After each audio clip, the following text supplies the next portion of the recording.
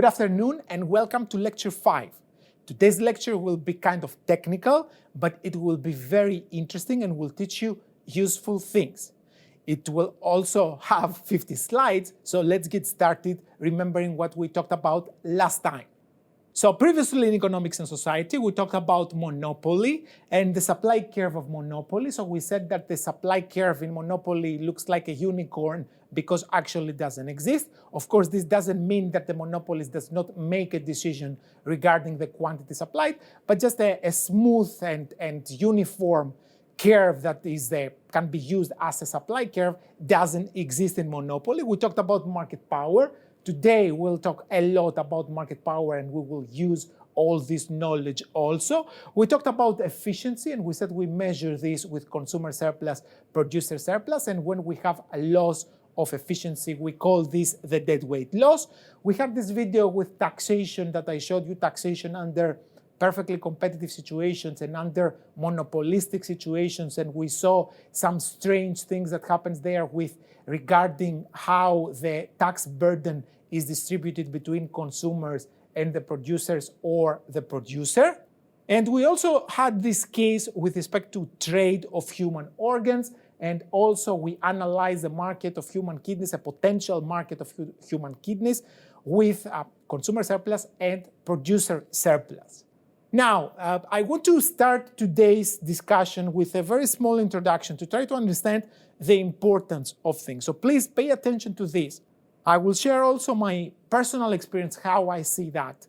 And this may also show you why is it worth it to learn this material and to pay attention to this material. So from the previous analysis, you can actually come up with some questions inside your own mind, inside your own thinking. And say, for example, that there are no perfectly competitive markets out there. Like if you take the model of perfect competition and you try to resemble it exactly to what happens in the real market, to try to fit it in real situations, you will see that almost no business fits perfectly to this model. There are some businesses that they kind of remind us this model, but for example, you must have a very high number of firms in the same vicinity in order to have so perfect substitution of the product so that if you charge a little bit more than the competition, you will sell nothing. So the assumption is that there is almost an infinite number of firms, which in reality we do not see. Also, we mentioned multiple times that there are no pure monopolies out there either. So why do we learn these models? Why these models are so useful? So in order to answer this question, we have to think what economics is all about. And this is a question that I had myself. So why do we need to spend half a semester in order to cover models that in reality exist in a very rare cases and not exactly as the theory predicts them, but almost like that? Why do we have to spend so much time on that? This was a question that bothered me a lot. And I can tell you that I was very lucky in my personal life to study economics, and this was something that I wanted from very early. Since I started understanding what I wanted to do, I wanted to become an economist. And I studied really hard, but I was also extremely lucky because I took the state exams in Greece, and for some random reason, I don't know why, I ended up having like so good results that I could practically select to go to any university I wanted. I could become a doctor, I could become a lawyer, an architect, an economist, anything I wanted. But there was no question in my mind what I wanted to do. From the very beginning, I wanted to become an economist. So I filed my papers for the Athens University of Economics and Business, and I could not wait for that summer to finish so I could start university and I could go learn serious economics as I thought that it's going to happen. So I start the university, my studies from September, and I go there and like, okay, so the professor is like, so today we're going to talk to you about an economy that has one person and one good. And I was like, okay, this doesn't look like real economics, this doesn't look like anything. You have only one person isolated in a little island, and then this person consumes only coconuts. Like, what kind of economics is this and why should I learn it? So we spent like 3 weeks on that. And then in the 4th week, the professor's like, now we're going to make it more realistic. And I was like, finally? And like, now we're going to assume that we have 2 people and 2 goods. And I was like, how is that more realistic? Like, do you have any economists ever that you have 2 people and 2 goods? Anyway, this dragged for quite some time. And at some point, the professor said, okay, now we're going to start talking about competition. I was like, finally, we're going to talk about real things. So we start with perfect competition. And the professor starts and says, perfect competition, first of all, you have to have a huge number of firms, like almost infinite firms. And I was like, you never have infinite firms. Like, what is that? And then said, okay, now we're going to talk about monopolies. And I was like, okay, at least monopolies, you very often hear that monopolies, they hire a lot of people, they pay them dimes and nickels, and then in the end, the monopolies make millions. So let's at least talk about something real, something like that. And we started a discussion like that, so there's no substitutes and all these blah, blah, blah things. And I was like, wait a second. What have I done here? Why did I even want to do this in my life? Why did I want to learn all these things that they are actually just theoretical constructions and they do not work in real life? Because my dream when I wanted to become an economist was to live the life of the wolf of the Wall Street. Like that I will learn all these tips and tricks that I will be able to go work and buy and sell commodities and bonds and stocks and stuff like that. And I will be making $1 million every day and I will be able to do like the big life, exactly like in the movie. So why do we learn all this? So the question is, why do we need to bother with all that? And I didn't have an answer to this question back then. I didn't know what to take out of this. So what I did was, since this was going and going and going and there was no way out of that, I decided, literally, and this is totally true story, I decided to drop out of the university. So I stopped going to the university, I stopped submitting homework, I didn't go to the midterms, I didn't go to the final exams, I failed all my classes for the first semester and I had decided to drop out. I got a job and I was going to my job 9 to 5. I was doing real things, I was learning some stuff out there because, when you're 18, you can learn from almost everywhere in your life because you pretty much don't know that much about your world around you. So anything that you deal with, you will learn things. So I dropped out and I was pretty happy with my decision. And honestly, I was not planning to go back until one day I went back home from work and my mom told me that, there's a letter that came for you. And I got this letter, I opened the letter and it was in a green envelope and a green paper. And it said, Dear Mr. Marinakis. Now, when you're 18 and somebody calls you like Mr. Marinakis, that's not a very good sign. Okay, doesn't happen usually, and it's not a very good sign. So I kept reading, and it said like, since we observed that, we're aware that you are not pursuing your studies at the Athens University of Economics and Business, we would like that next week you pay us a visit, so maybe we will employ you for a little more. And I was like, okay. And then I read the signature, with love, the Greek military. So the Greek military had understood that I'm not pursuing my studies because the university let them know, and they decided to recall my postponement of service, and they would call me to go and serve.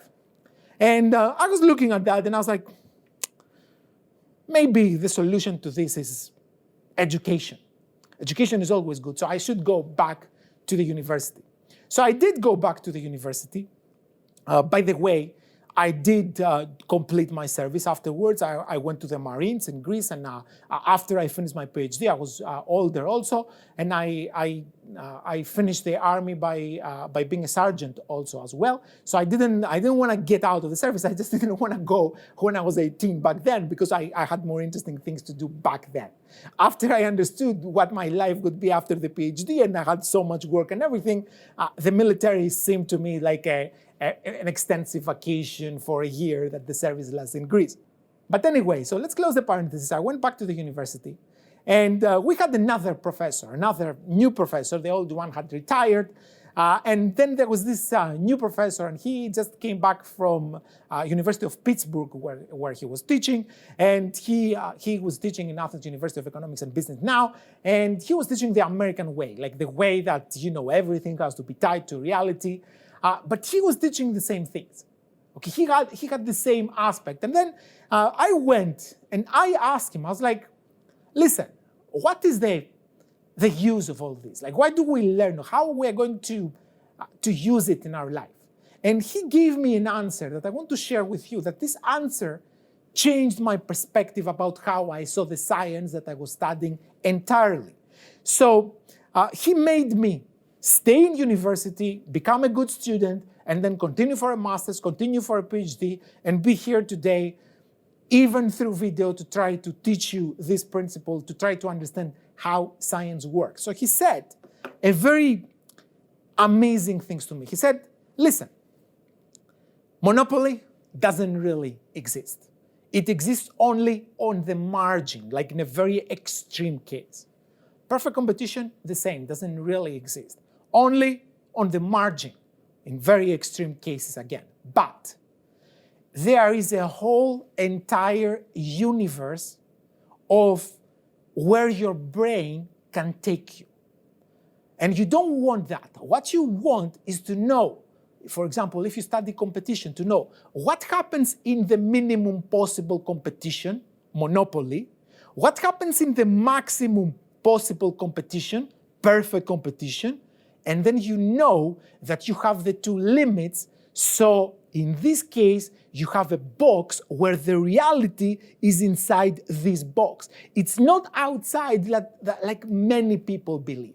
Like, for example, if you ask somebody who doesn't know economics, like you ask my dad knows zero economics, and my dad always says, prices should go down and then production should go up. Like people should should charge for bread, let's say, €0.50 a kilo, and they should produce quantity so everybody will have to eat. He doesn't understand that the suppliers do not want to do that, not because they make millions, most of them. They will not be able to survive. They will not be able to provide food for their families if they do that. So my dad, because he doesn't know economics, he has a solution in his mind that it's outside of the box. But if you know what happens in the perfect competition, what happens in the monopoly, you know the limits of reality. You know that if somebody offers you a solution that is outside of this box, then this solution is invalid. You cannot go there. It's impossible. So it is not useful to know these models just because they occur in reality. It's useful to know these models because you can actually bound reality between two limits, and you know that everything that you might see is in between. And now we will start seeing that because we are going to learn more realistic models of competition, and we will see that the worst case scenario of competition is monopoly, and the best case scenario is perfect competition. And if you see something that is not between these two, then you have made a mistake somewhere and you have to go and find it, because reality should always be within these two limits, within this box. So let's get started with today's topics. We are going to talk about monopolistic competition. We are going to talk about oligopoly. We are going to talk about Cournot Oligopoly, Bertrand Oligopoly, and collusion case of oligopoly. So 3 oligopolies, 1 monopolistic competition, and then in the end, we are going to talk about a video that will have to do with Kinked Demand. So let's go and start with monopolistic competition now. The assumptions of monopolistic competition. We have again many firms, we have differentiated product, and we have free entry and exit. So if you see that, even the name of this market structure is actually a hybrid between monopoly and perfect competition. Monopolistic competition. Like, for example, they were making these airlines back in the beginning of 2000s. They were giving you a spork, which was a mixture of a spoon and a fork. And this was very ridiculous. That's why we don't have it today. Actually, today we don't even have flights. But anyway, that's a different issue. So assumptions are very precise. So the difference from perfect competition is number 2, and the difference from monopoly is 1 and 3.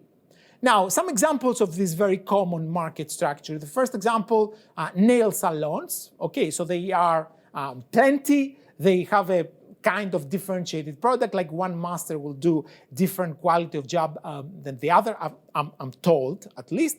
You have free entry and exit. If you want to start a nail salon, it's relatively easy to start it. It needs a little bit of fixed cost, but nothing too much. Clothing companies, the ones that they do not have very strong brand names, but normal clothing stores, cosmetics, detergents, electric appliances, and stuff like that. So all these markets, they do possess these three characteristics, and it's a market that is quite realistic. Let's start talking about the assumptions a little bit, because this will make the discussion a little more precise here. The number of firms, many firms. How many? As many as firms will not be able to meaningfully interact in terms of if a firm makes a decision, the other firms will not really bother that much, because this one firm will not be that important. Of course, the importance of each firm now is not negligible, because in general we assume a smaller number of firms than under in PC. So we do not assume infinite number of firms, but if a PC model would be anything above 20 firms, let's say, roughly, then in this case you can have a market that resembles quite well the model of monopolistic competition, that could have maybe 6, 7, 8 firms, and will be enough so that one firm will not care that much for what others are doing. And also the differentiation of product is what plays a role to not care so much, because my product is quite different than yours, so I'm not going to lose all my consumers, my sales, if you make another decision regarding your sales, your prices and stuff like that. So my product is a little bit differentiated. I'm not going to lose my entire market share. So the heterogeneity of product is what provides market power to the firm. What is market power? The amount to which you can deviate price and marginal cost. Okay, if you can charge above marginal cost, this means that you have market power. Here, because your product is different, you can charge more than others, you can charge more than marginal cost without losing all your customers. Remember the example I told you in the previous lecture with Colgate? For example, if Colgate is a little bit more expensive than the other toothpaste, I'm not going to stop buying Colgate. I will keep buying it just because I consider that this product is better than the others. That's my personal opinion, and that's what I believe, and this is what matters with respect to my consumer choice. The amount of market power, of course, depends on this degree of differentiation. However, the products are substitutable, meaning that, as we said last time, and beyond the jokes that Crest is so horrible and Colgate is amazing, there is some substitution between the other. I'm not gonna start crying every time that I have to brush my teeth with using Crest or any other toothpaste. All right, so free entry and exit. Free entry and exit will affect the long-run equilibrium. Every time that you see free entry and exit, what you have to say is that, oops, that means that if you have profit, people will come in and take the profit in the long run. So most likely, if you have free entry and exit, this means that in the long run equilibrium, you will have zero profit, and this is exactly what happens here.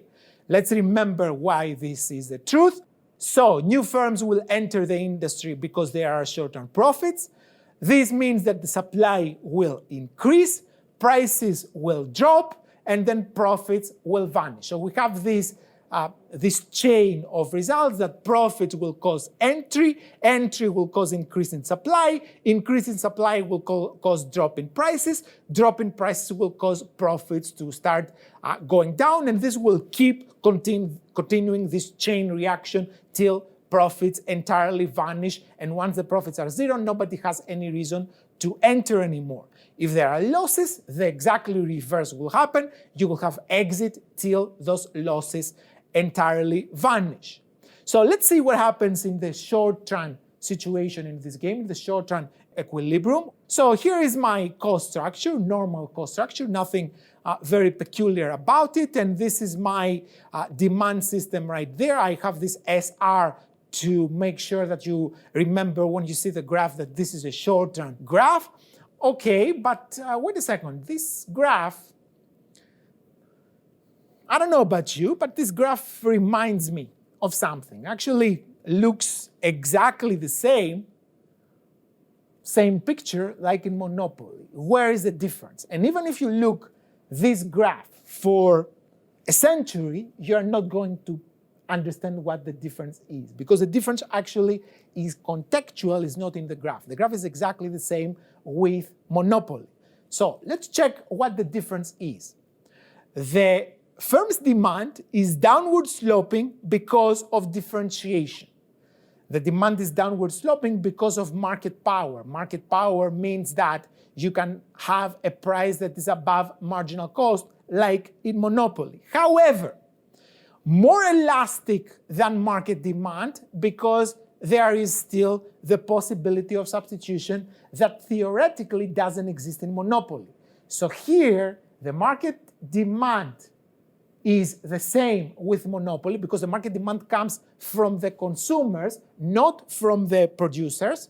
Okay, the market demand has to do with the consumer choice. So consumers have a demand for this product. If there is only one firm, then this firm, the monopolist, takes the entire demand, so serves the entire thing, the entire demand.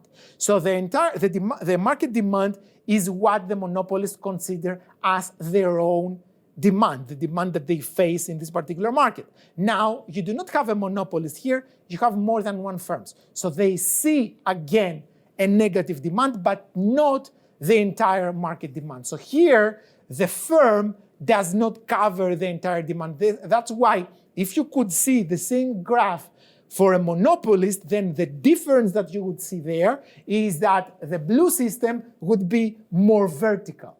Okay, because it will be more inelastic since there is no substitution, because nobody can substitute what the monopolist is offering. However, here there is differentiation, so that's why you'd get a still negatively sloped demand curve as the firm sees it, but you do not have a totally flat like in perfect competition, but it is more elastic than the market demand or the demand that the monopolist would face, which exactly is the market demand, because there is still the possibility of substitution. Now, this firm, exactly like in the monopoly, they will find the point where the MR is equal to the marginal cost. This happens at A prime.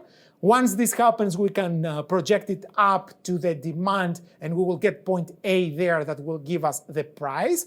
Again, the price always comes from the demand curve, not from anywhere else. Demand curve is what will give you the price, and this can actually take you out of a lot of trouble. And once you do that, you know that your quantity is QSR. I denote this quantity with a lowercase q because this is the quantity per firm. And as you can see, the price is above MR. MR is at A prime, and then price will be at the height of A. And this is because you have market power, which again comes from differentiation. So profit can be positive. I can take the average cost there. So my average cost will be right here. And then my average profit will be this distance there, multiplied by the units will give me all this green area. I denote it by green because green is the color for good things, and profit is very good for this particular firm. Now, let's see what happens in the long run. Let's assume that this is my long run cost system right now, and this is the demand that comes from the short-term period. Let's assume from the beginning I denote by LR, and once you do that, you can find your equilibrium, quantity QLR and price LR, and then we can locate the profit, so there's quite some profit. Profit will attract new firms. There are no barriers to entry, so therefore new firms will be very tempted to go into this industry. This means that the demand, as the firm sees it, it will be split among more firms, so the demand for each individual firm will go down. Again, you have a market demand that before the long run period in the short term. Let's say we had 8 firms. So the market demand was divided approximately in 8 pieces and gave us this blue curve for each, this blue system of curves for each firm. Now, if you have entry and another 4 firms enter, you're not going to be serving the same demand. You'll be serving less than before because now some slice of your sales will be taken by the new entrant. So what you should expect here is that the demand, as the firm sees it, nothing happened to the market demand, but to the demand as the firm sees it, will start sliding down. So the firm's demand will slide down because new firms will absorb some of the market demand. And once this happens, now it starts sliding down. We have entry, so it starts sliding down. Still there is profit here because you can see that my equilibrium is above AC. And this process will continue and continue and continue and will stop when LAC and DLR becomes tangent, which happens at point B. So at point B, we will stop there, and then the equilibrium will be at point B prime, where LMC and MRLR will be equal. And then we project for the price to point B, and we will have a price P star for the long run and a quantity Q star for the long run, and this is the long run equilibrium. So as we said before, the entry of new firms will make the profit to be 0 because look at that, at point B, the price is P star LR, but also if you check the LAC that is also passing from there, your long run average cost will be there. So you're charging as much as your average cost is, and therefore you're actually making 0 economic profits. Of course, as we said multiple times in the live streams, in the problem sets, in the previous lectures, and we will probably say for more times to come, in this LAC we also include the opportunity cost. So this doesn't mean that you work for nothing. You work for a normal salary and your capital works for a normal return, but nothing above and beyond that like you had before in the short-term period. So firms' output and price fall, but the total industry output rises. So output per firm will go down, but now don't forget that we have more firms because of the entry, and therefore we should expect that the output will be higher. That's why we're able to lower the price overall. So price will keep dropping till it reaches AC. At this point, long-run profit will be 0. But at this 0 profit now, what actually happens here is that you still have market power. Because look where is your price. Price is at P star LR at B, but your marginal revenue is at B prime. So you are still having market power even though you have 0 profit. So yes, market power, no economic profit. So market power, again, one more time, does not guarantee economic profit. All right, let's go now and try to examine the most difficult part of this model, which has to do with the economic efficiency, and will also be very interesting. There are a couple of things that you should get, but once you get them, it will be very easy for you to follow. So, market power yields a higher price than perfect competition. Don't forget that perfect competition in the long run will also have a 0 profit, and this will happen because the demand curve, which is flat in this case, again will become tangent to LAC, but this will happen to the minimum of the LAC because the demand curve, as the perfectly competitive firm sees it, is a flat, totally horizontal curve, so it will become tangent to the minimum of LAC. Here, the demand has some slope, and therefore it will not become tangent at the minimum, it will become tangent before the minimum. So point B is not the minimum of the LAC. Therefore, market power yields a higher price than in PC. In PC, we have 0 market power. Here, we do maintain some market power even though profit is 0. So the perfectly competitive firm will equilibrate at a point like E. The monopolistically competitive firm will equilibrate at a point like B.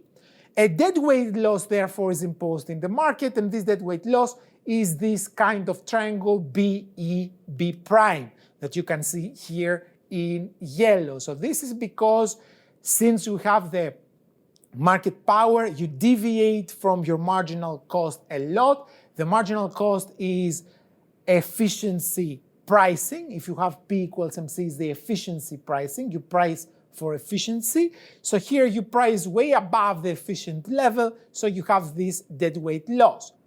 If you were lowering the price at PC, then you would price at the perfectly competitive level, and this deadweight loss would be eliminated because at point E, MC and AC are at the same point. So even though long-run profit is zero, the firm does not produce at the minimum AC. So quantity Q star LR is lower than the efficient quantity of the perfect competition, which here in this graph is denoted by QC. Now, I want you to see something here in this graph, and this is one of the points that a lot of students have difficulty with. So try to be very careful here and look at the LAC curve. The LAC curve comes from what? Mostly comes from the prices of the production factors, as we said in lecture 2. And secondly, it comes from the technology of this firm, okay, how the combinations of production factors can work in producing output. Now, I want you to see that this technology is actually made such that the cost will be minimized when you're producing QC. So this orange line comes from a technology that is made in order to minimize the cost at the quantity QC. However, you equilibrate as a monopolistically competitive firm, equilibrate at point B of this curve, which is before you reach your minimum, before you reach this production that will give you the minimum. So you use this technology inefficiently, and you do not produce the efficient amount that you have the minimum AC, but you produce another smaller amount for which the cost is not as efficient as it is at QC. This means that you have excess capacity, you have built excess capacity, you are bigger than what you should be, because you should have a technology, if technology should be such that the minimum would be at B. If this happened, however, because of how this model works, the tangent of the demand with the AC would be left of that point. So this would not be solved in this case. So this is something that comes from how the model works. Differentiation, in other words, gives you market power, but free entry actually deprives you of your profit. So you do have market power, but you cannot use it in the long run because others will come in and will take everything of profit from you. Everybody will have zero profit in this case. So if we were reducing the number of firms sufficiently, in this case, we had a regulator, a dictator, let's say, and we'll be like, okay, so in this industry, we have 18 firms, and they produce quantity Q star LR each, that quantity each. So what I want to do as a dictator is throw out of the business, let's say 5 of them, so that all the rest would make it and they would produce a quantity QC. Okay, so if you had this dictator, then production would become efficient, but again, this would not be a model that would act by itself, would be a model that somebody will take the bits and pieces, and will put them in the way that they wanted in order to try to make this as they wanted to work.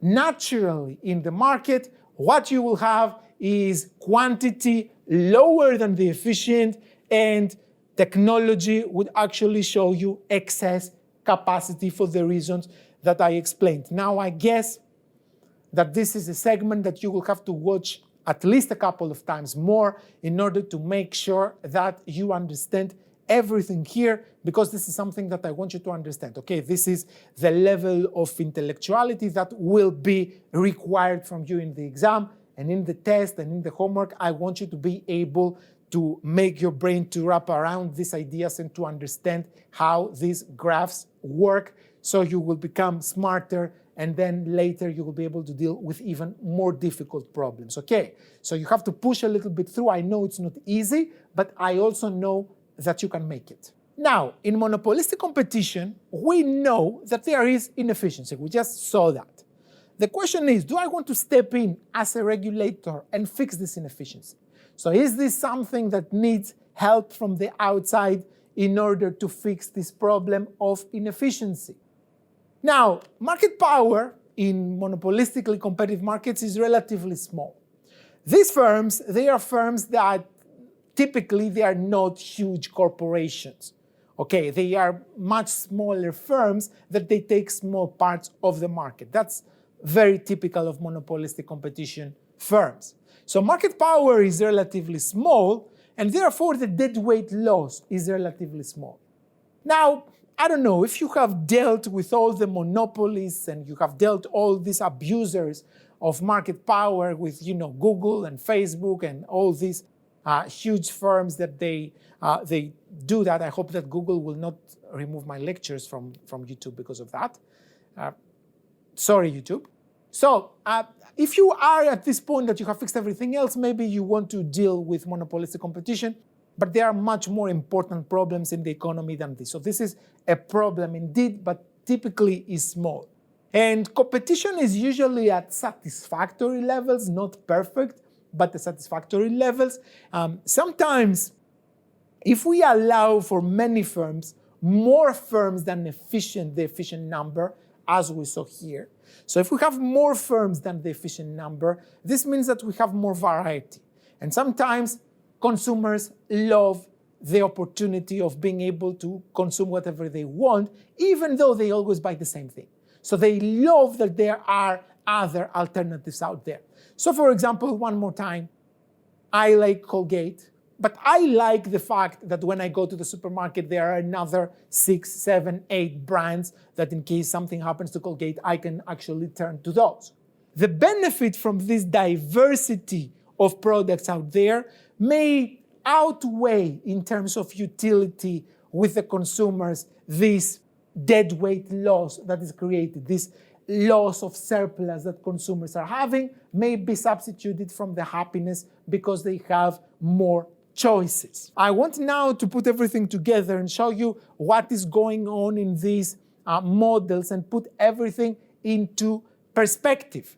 So here are 4 graphs. I want to show you what happens in every model. So we have price, we have the total quantity that is traded in this market, we have the long-run profit, and we also have the deadweight loss. And we want to see what happens in these 3 markets that we know and see if what I told you in the beginning that you should be within the box is actually the case here.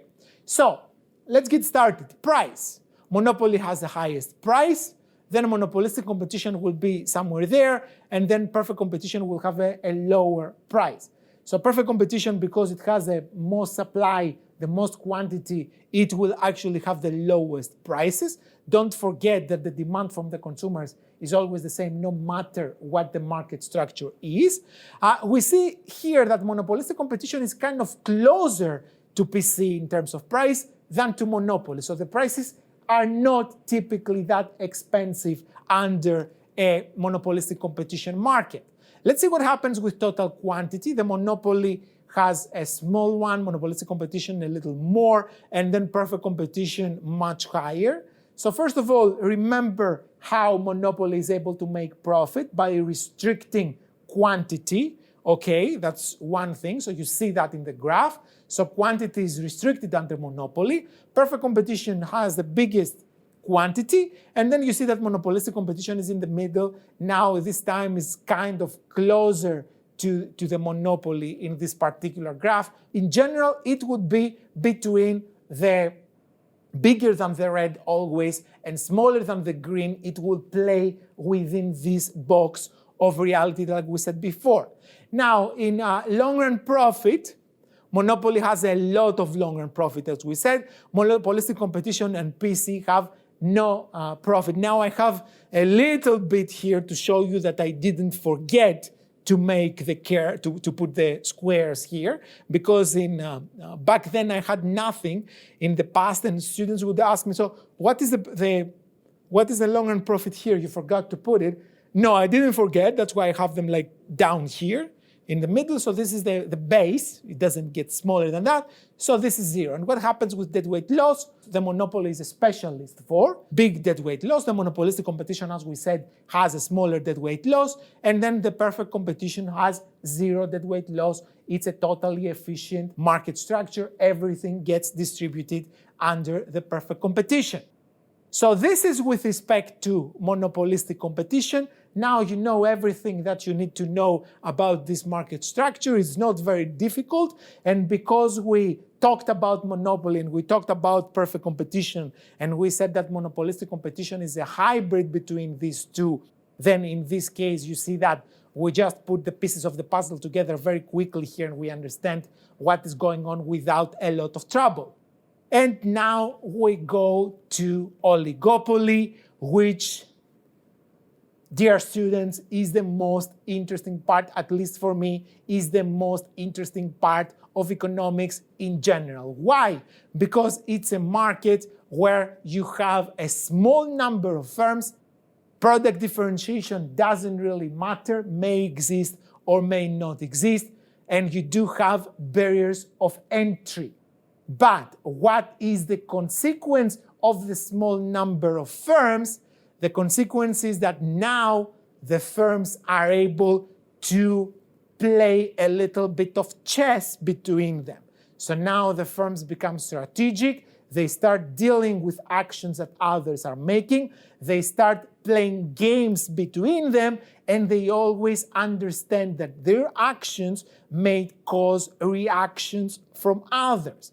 So now we have a much more intelligent game that is played here. This will be a little technical, but believe me, if you get this couple of things that you need to get, no more than a couple of things, then after that, everything will fall into place so perfectly that most of the students, they actually have 0 problem to deal with that. They have much more problem understanding the opportunity cost in these simple terms, because again, for the 11th time this semester, difficulties behind simplicity. Here, it's not simple, so therefore, if you get what actually happens, you will have no problem dealing with this particular model or any other situation that will be given to you regarding oligopoly in this course. So, the number of firms is small. That's small, so interaction is both possible and also meaningful. It will make a difference if you start now trying to understand how others will react to your choices. So every firm must take into account other firms' actions. In other market structure, every firm is doing its best. So in monopoly, the monopolist does their best in order to restrict quantity, maximize profit. All right, do their best. That's it, that's all they do their best.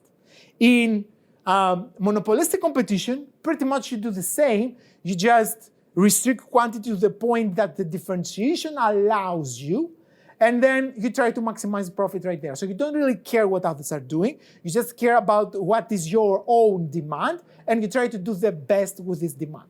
That's all. In perfect competition, actually, you do not interact with anybody else, even though there's plenty of people, because nobody cares for what you are doing, and nobody cares for, and you care for nobody else in the market because everybody is super small. So every perfectly competitive firm looks around in the market, sees the price, and then deal with the price without dealing with anybody else. So they do their best in order to decrease the cost in this case. So here we do not have that. This is not the case in oligopoly because individual outcomes are affected by everyone's actions. So you cannot think of your actions independently anymore.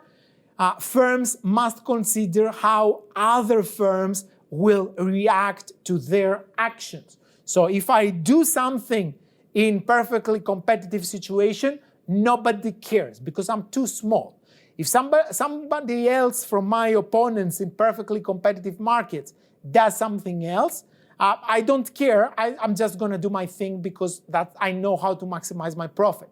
Okay, maximizing my profit in the short run in the perfectly competitive situation is as simple as trying to keep my costs down and apply the price that is given to me from the market. There's nothing really strategic there. But now, this is not the case under oligopoly. For oligopoly, you have very few firms, and other firms, if they do something that you do not reply to this, they will grab your sales and they will affect your results. So you be able to do your own thing, and you keep doing the same thing, but if you don't reply, you do not take into account what others are doing, you may be doing the same thing, and because others are changing the strategy, you will have a difference in your own result.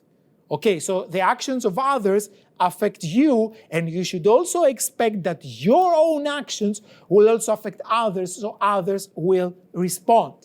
So every firm is doing their best given what it assesses, it believes, because you do not have information all the time for what others are doing. You have to expect, you have to assess what others are doing. There is a little bit of magic here. There is a little bit of talent, a little bit of your own way to predict the market, a little bit of, let's say, a way to an art to be able to do something and expect how others will react to that.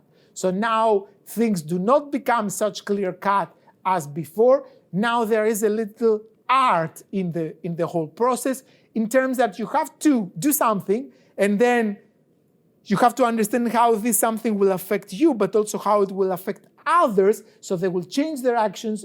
In turn, this will affect you again.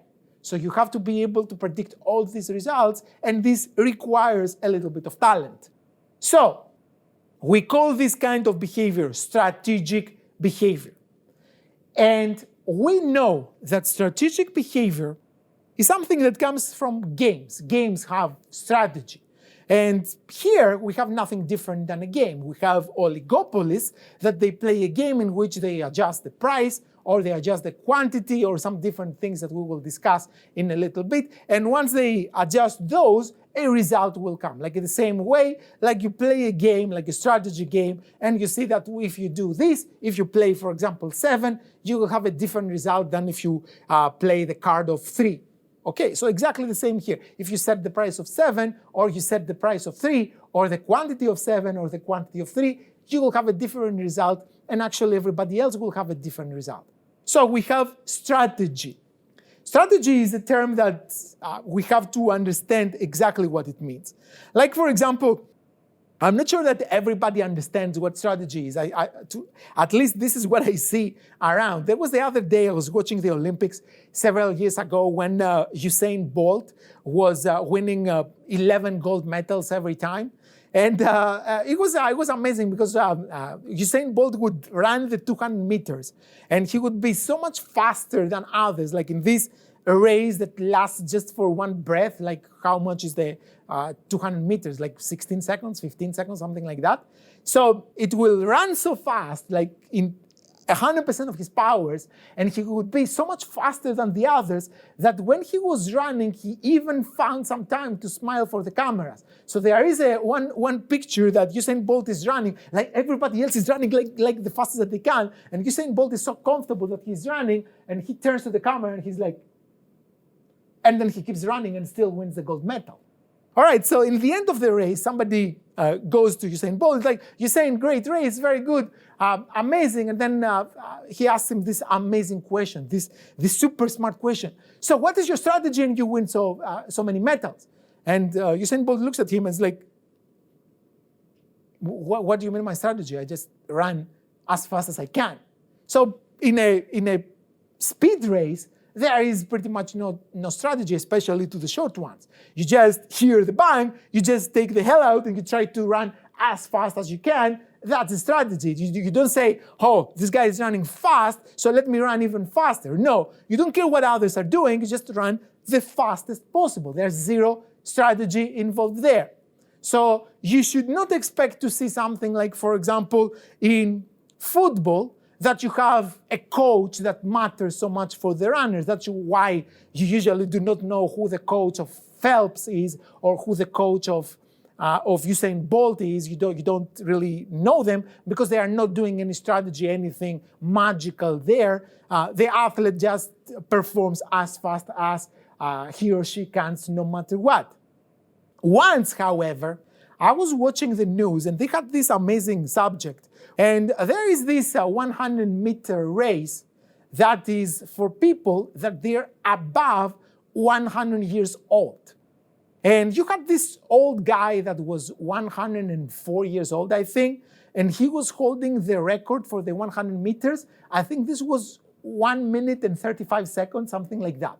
So it took him 1 minute and 35 seconds to go 100 meters, which if you think about it, it's amazing because most of his peers in his age, they're actually underground at that age. Okay, so it's an amazing achievement to be 103 years old for how old he was, and you will be able to go 100 meters in under 2 minutes. That's amazing. And they hold like one of the training races for him for the news crew to just film. And you could see that the guy is actually, he's not running, walking. So he walks like that, and then his coach is sitting behind the start line, and he's walking towards the finish line, and she's in the back, and she's like, go, good, keep going, go. And I was like, why does she give him instructions? Like, he doesn't know that that's what he has to do, like go the fastest that he can at that age, at least. Like, that's not gonna be that fast, but still pretty okay. And then I remember that, when you are 103 years old, you might like as well forget where you're going. So you're in this race and you're going like as fast as you can. And then at some point you're like, why am I here? Where am I going? Let me go back. And then she reminds him, no, go. Just go on the other side. Because judging from my grandmother, that she was just 90, and sometimes she would forget where she is and why she went to the kitchen and stuff like that. You had to always remind her, like, okay, you are here because you came here to eat. Just sit down and eat. It's like, right, I'm hungry. I forgot. So this guy might go and also forget. So the coach would remind him. But other than that, you have no need at all for strategy in this case. There is no strategy involved. While in other sports, like we said before in football, again, the normal football, not the one that the Americans play, you have strategy there. The American football, I don't know if it has strategy. It's just a bunch of bikers with the helmets and everything, and they run around a melon that looks like they think that's a ball or something like that, and they try to just kill each other. I don't know what they're trying to do, get a concussion or something like that. The team that gets the least concussions win. Something like that is the game. So I don't know what strategy you have right there, but in football, it matters a lot, the strategy, how it matters. So, for example, if my country's team, the national team, Greece, plays with Singapore, or it plays in the next round with Spain, my team is not going to play the same game because, as we probably know, Singapore and Spain, the national teams of football, they are not of the same ability. All right. So as everyone knows, Singapore is amazing. All right. So if you play with a very good team, you are going to play, and you are a medium team, and you will play with a very good team. You're going to play defensively because you assess that they will attack to you a lot and you want to hold back a little bit. So you will play defensively. If you play with a weaker team, you have to go in and attack because this team is not going to open up attacking you. So therefore, you have to attack and try to defeat their defense anyway. So you will play differently. The same team will play differently depending if they play a weaker team or a stronger team. While if you are running, you're going to run your fastest possible. You don't even have time to look around you and assess if the others are running faster or slower than you. You just keep looking in front of you, and you just run as fast as possible. So this is what makes or breaks strategy. Strategy means that I care for what others do and I adjust my behavior according to others. Non-strategic games are the ones that you do not care for what others are doing, you just do your best performance in order to outperform the others, and you hope that this is going to happen in the end. Okay, so for example, chess, strategic, because you don't play your own game regardless of what the other person does. However, soccer, also strategic. Running 100 meters, non-strategic.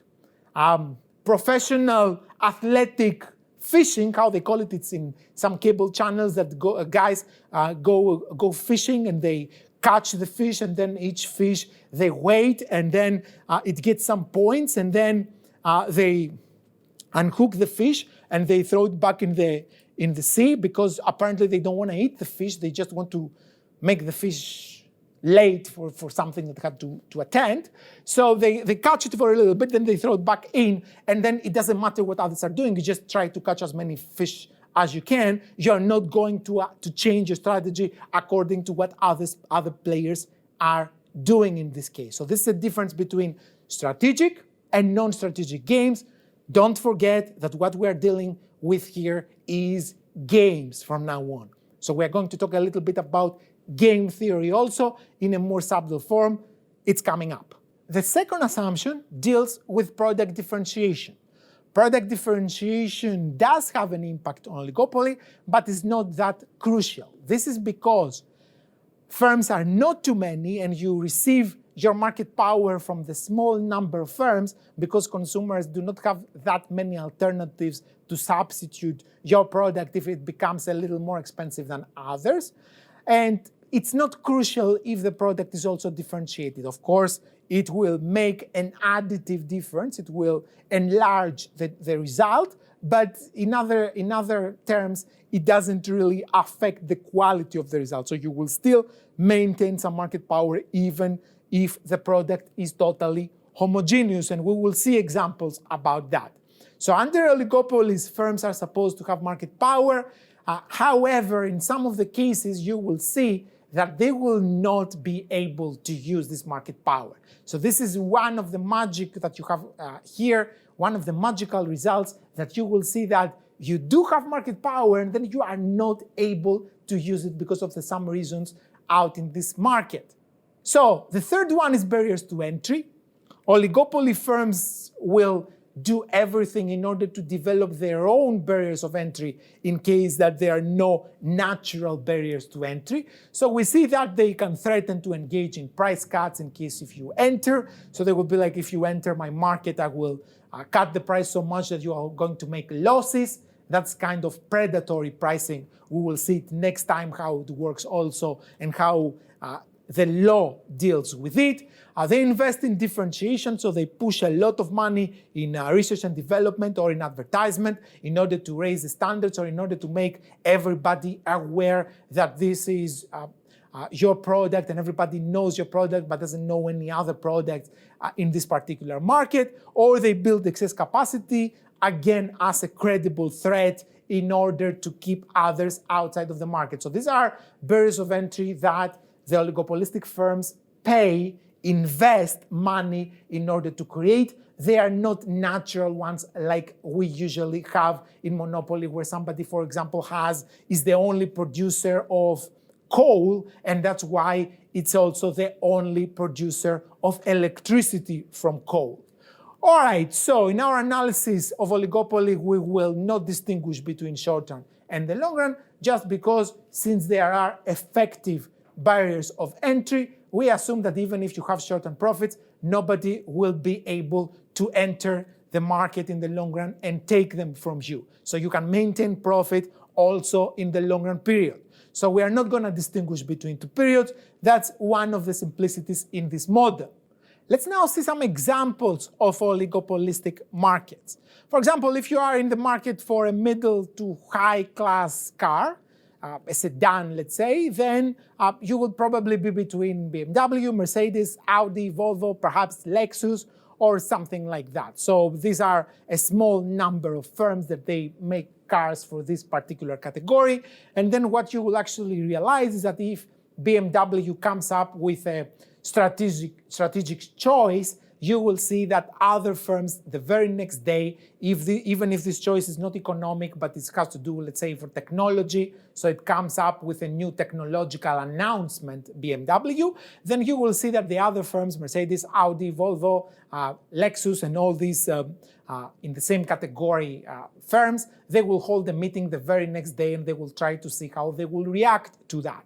High-end smartphones, iPhone, Galaxy, Pixel. More recently, you have Huawei that they entered this particular category. And you see that if, for example, iPhone makes a choice regarding its price, this would be something that it will make the other companies to think how they will react. So you do have reaction in this kind of market. Web-based email, like Hotmail, Gmail, Yahoo. Another example that makes a lot of students smile is medication for erectile dysfunction, because it makes it, students feel a little awkward for that, like, what? Okay, so first of all, I could not omit this market for two reasons. The first is that in terms of profit, it's bigger than all the other three together.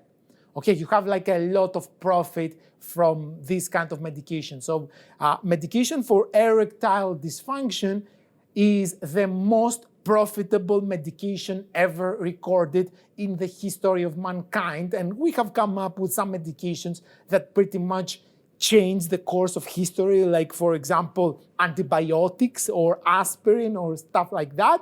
Still, erectile dysfunction was what gave to the companies the most profit. Okay, the second reason that you have to understand that is to know this example, is that Viagra is the single one medication that has killed the most people around, including heroin and cocaine and all other drugs, legal or illegal. Viagra is the one that has taken the highest toll. And if you do not know the numbers, this is a very strange reason how it happened.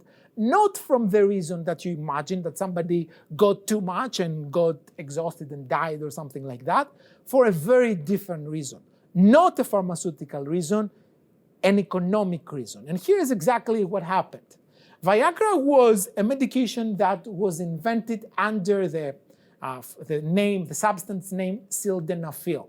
And there was a company named Pfizer that came up with this medication. Pfizer discovered Viagra totally out of luck. So they were not planning to research on erectile dysfunction.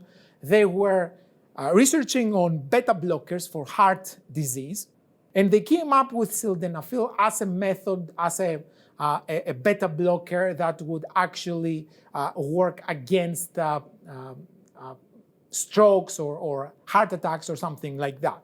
So they were at stage 2 of the clinical trials, and they were holding a trial with possibly thousands of people.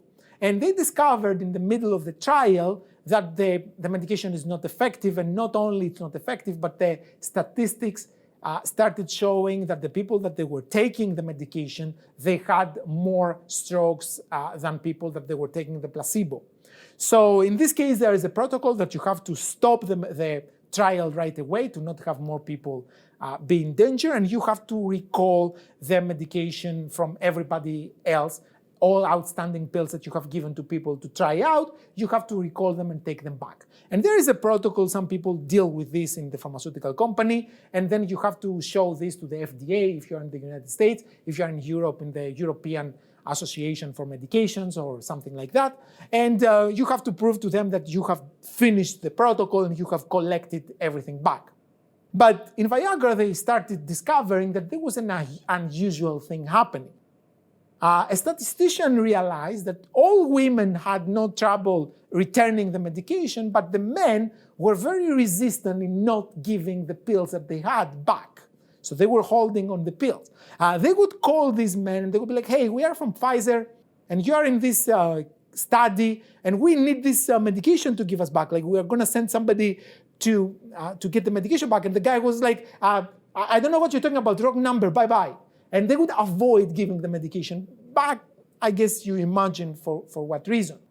Okay, so Sooner or later, they discovered what was the pleasant side effect, and the executives there, they automatically came up with this dollar sign in their eyes, and this sound that the registry machine does when money comes in. And they were like, okay, what if we repurpose this substance for erectile dysfunction, which was a market that didn't exist back then. Nobody actually even was making any research into solving this very important health problem. Okay, so they did that, and they came up with this brand name Viagra in order to make it like more consumption friendly. And it turned out that this was the most profitable move that Pfizer had ever made and any other pharmaceutical company ever made. Okay, so most of the people started using the drug recreationally, so this came up with extremely high profits for all these markets. There are markets in the United States that from research, you can see the prices that they are like above $100 per pill, okay, because of monopoly and patents and stuff like that. So how now this is associated with deaths? What happened was that in the first week after Viagra was released, the stock price of Pfizer was skyrocketed. Okay, like it went up with many, many times. And this was, of course, some very pleasant effect for the company, but other firms started saying like, what are we doing here? Why are we doing research for cancer, for heart disease, for AIDS, for vaccinations, for all these diseases that bother humanity?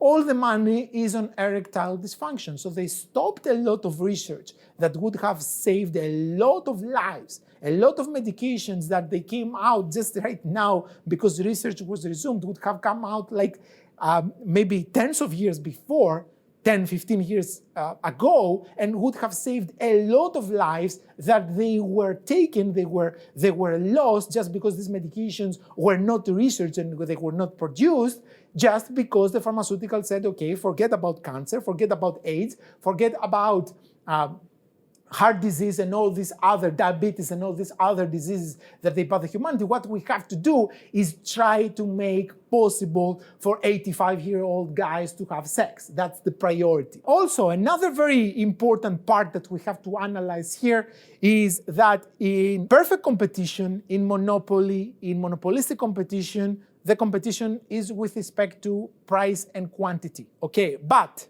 here what we have is a totally different situation. Competition in oligopoly can be with respect to anything. So, firms have to choose in which field they will compete. Apple and Samsung, for example, they are competing with respect to technology. They don't have that different prices. They don't have that different logic of how they approach the market. What they try to convince you is get ours because it's technologically better. That's how the game is played between them. BMW and Mercedes, they are competing with respect to quality.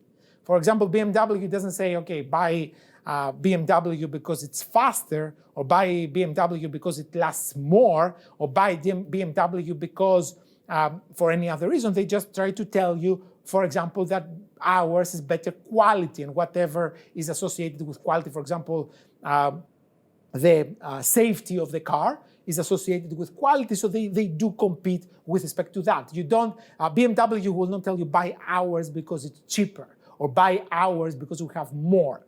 Okay, they will tell you buy ours because it's better quality than the other firms. Coke and Pepsi, they're competing with respect to advertisement. So for example, they will not tell you like ours has better taste. They tell you drink Coke because you are cooler like that, because or drink Pepsi because with Pepsi, even Kendall Jenner, what's her name, can stop riots. That she just gave this Pepsi to the policeman, and the riot stopped. Like all problems that you had you have in the U.S. right now with all these societal uprising that happens against racism and everything, she could solve it with one Pepsi. That's not negligible, right? So Coke and Pepsi are competing with respect to advertisement and to coolness through advertisement. Donna Karan and Calvin Klein, they compete with respect to design. For example, Calvin Klein will not tell you, get hours because it will last you longer, or get hours because it will keep you hotter, or it will make you hotter, but it will not keep you warmer. Okay, so they compete with respect to design. Get hours because if you wear hours, you will be more attractive to others. That's something that's the variable that they compete with. Firefox and Chrome, they compete with respect to market share. So they try to get as much of the market as possible. SMU and NUS, they compete with respect to research. Even our university is one of the best universities in the world in terms of the quality of teaching that we offer. The main part of our competition, the main funding for our university goes to the research department of the university, not to the teaching department. So still, we are giving much more money to teaching than everybody else, especially in Asia. I don't think that anybody matches even close to us. But still, the main bulk of the funding goes to research because that's how universities create prestige and they make a name and therefore they can also attract students. So they compete with respect to research. Oil-producing nations, if you listen to the news about the price of oil every time, they compete with respect to quantity. So the Organization for the Petroleum Cartel, the OPEC, when they decide about prices, they announce the quantity. So they said a few months ago that we are going to cut down production to that many millions of barrels every day. So they are talking in terms of quantity. Supermarkets, they compete with respect to price. So for example, they tell you come to us because we offer the products cheaper, because we pretty much offer the same products, especially packaged products, they are the same in every supermarket. Supermarkets compete with respect to price. So you see here, technological advancement, quality, advertisement, design, market share, research, quantities, prices, any variable that you can find of interest, this may be the variable that you can compete with in oligopoly. So oligopoly is a much more open model setting than all the others before. Now you can compete with anything you want. So we are going to talk about Cournot Oligopoly. This is a static competition. We are not going to have different timings in the actions of the firms. Every decision will be made simultaneously. This is what static means. It's not dynamic, in other words. So static competition with respect to quantities. So we're going to do quantity competition, which is Cournot. Then we will talk about Bertrand, which is static competition again, but now the competition is with respect to prices. The choice variable of the firms is the price. We will talk about collusion oligopoly. This is when oligopolistic firms, they get together and they create an artificial monopoly. They behave as if they were monopolists. And then we will talk about the video with the Kinked Demand model, which is a super interesting model. I will talk to you about when I will introduce the video a little later. All right, so let's start with Cournot Oligopoly, oligopoly that has to do with quantities. So the Cournot Oligopoly was invented in 1838 by the French economist Cournot. It was the first effort to study interaction in terms of decision-making between two different individuals, two different players, let's say here. It's a very simple model that shows us amazingly useful results in terms of how you analyze interaction, even how you can analyze negotiations. And we will see here that pretty much we are going to have terminology of negotiations right here. So you have two firms that they produce a homogeneous product. It can be heterogeneous also, but here we will simplify and assume that it's just homogeneous. They simultaneously decide how much to produce. This means simply that the choice variable is Q, is quantity. So they decide for quantity, about quantity, not about price. So each one of the firm has to come up with how much they will produce, and then in the end they will take their quantities, they will put them in the demand curve, and that's how they will figure the price. We will see all that, but what you have to keep for now is that here the choice variable for the participants of this game is quantity, not price. Price will be a key variable in the model that we will do afterwards, the Bertrand model. For now, the firms decide simultaneously about production. So their choice variable is Q. They decide at the same time. So if I'm firm 1 and you are firm 2, I'm going to decide about Q1. You will decide about Q2. Q2 is your quantity. Q1 is my quantity. You will make a decision. I will make a decision simultaneously, and we are going to actually announce it at the same time in the same way that we play the game rock, scissors, paper, that we announce our decisions simultaneously. So you don't see when you play rock, scissors, paper that I come up with a rock and then you look at my rock and you're like, paper. Okay, because the game would be pointless unless you come up simultaneously with your decision. All right, so the choice variable is Q. The Q is decided or at least announced at the same time. When I learn about your Q, this is exactly the time that you learn about my Q.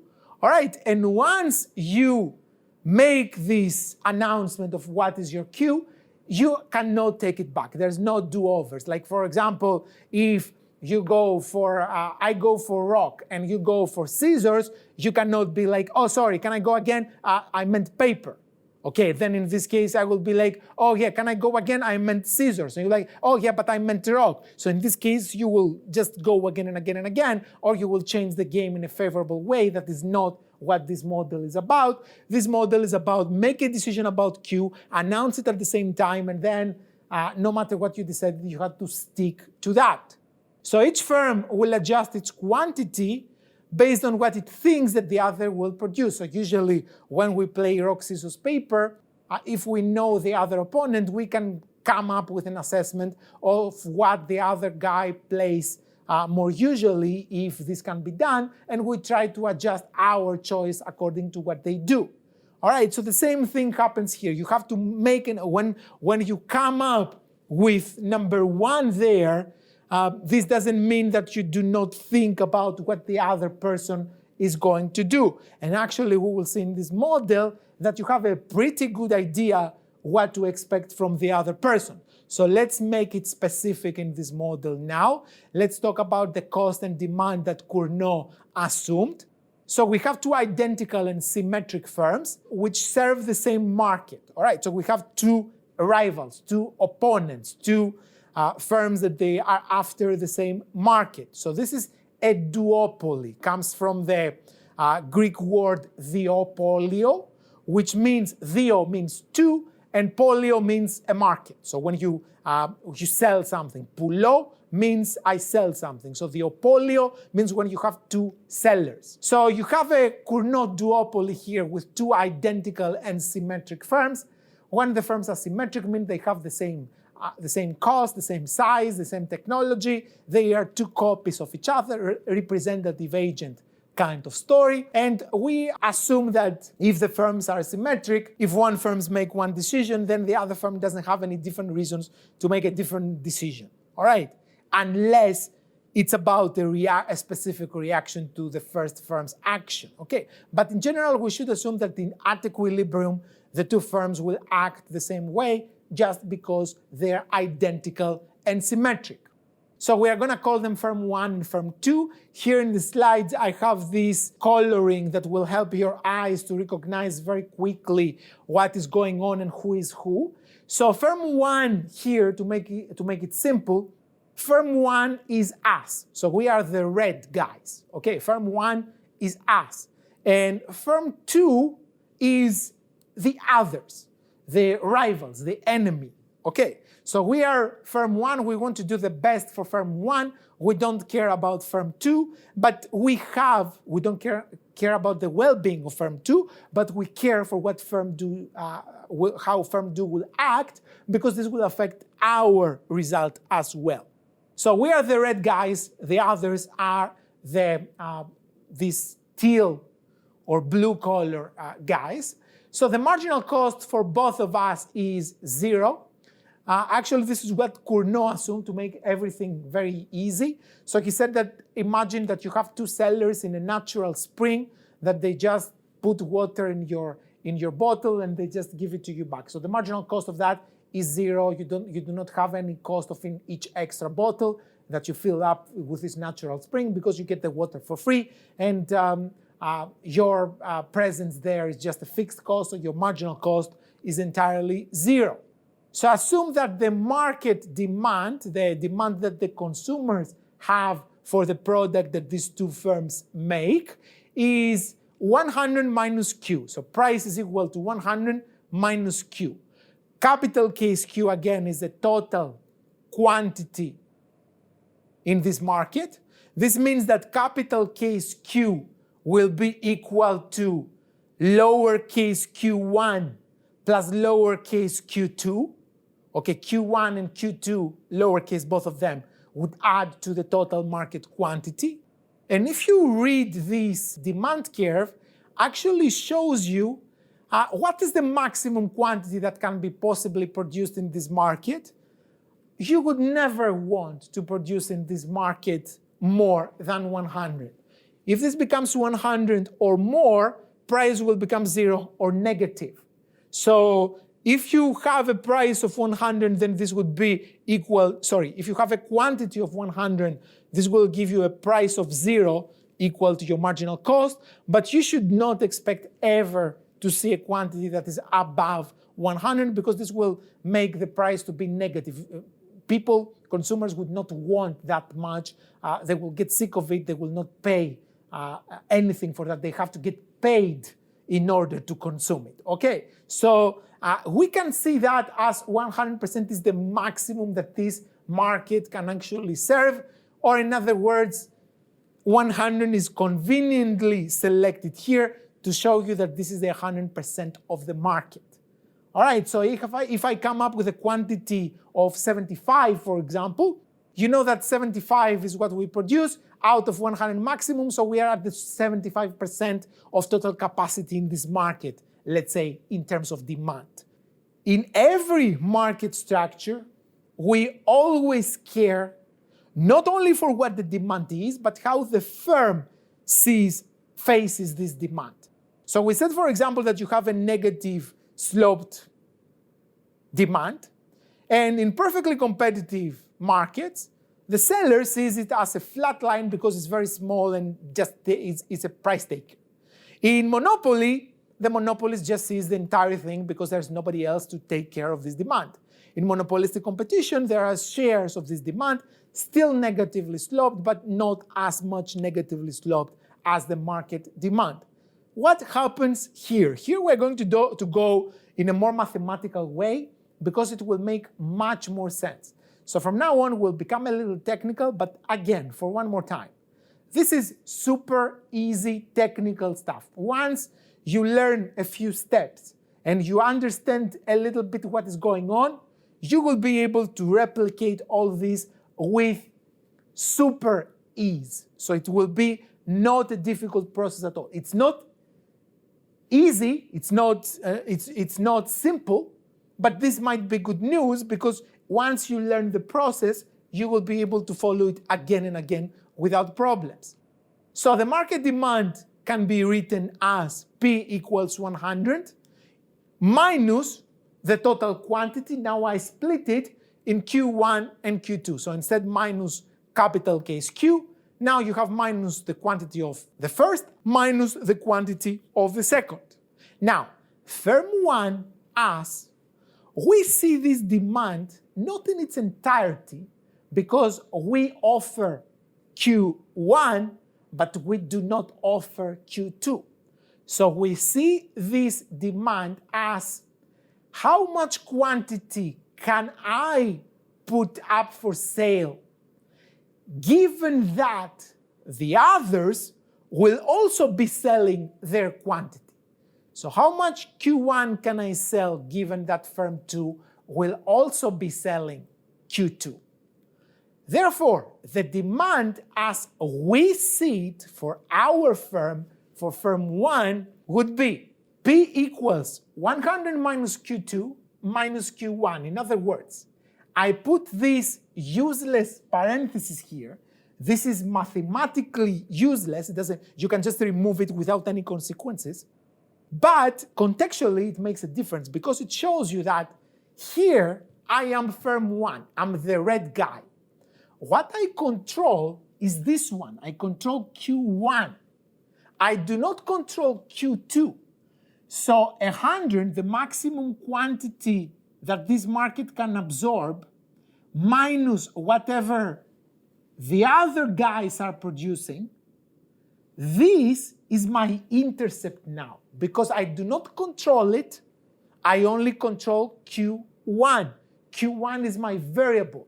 Q2 is a parameter, we say mathematically, that we do not control it, the others control it, and they can do whatever they want with this. So how much I can serve in this market is the whole quantity minus how much the others have served, and then I kick in and I do that. And the others see it exactly symmetrically.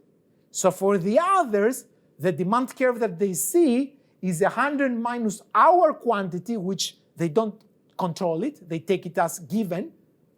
Okay, they do not, it's not in their control. So their intercept will be 100 minus our quantity, and then the variable will be minus their quantity. All right? So, in other words, remove Q2 from the maximum quantity the market can absorb, the 100, and I can serve the residual.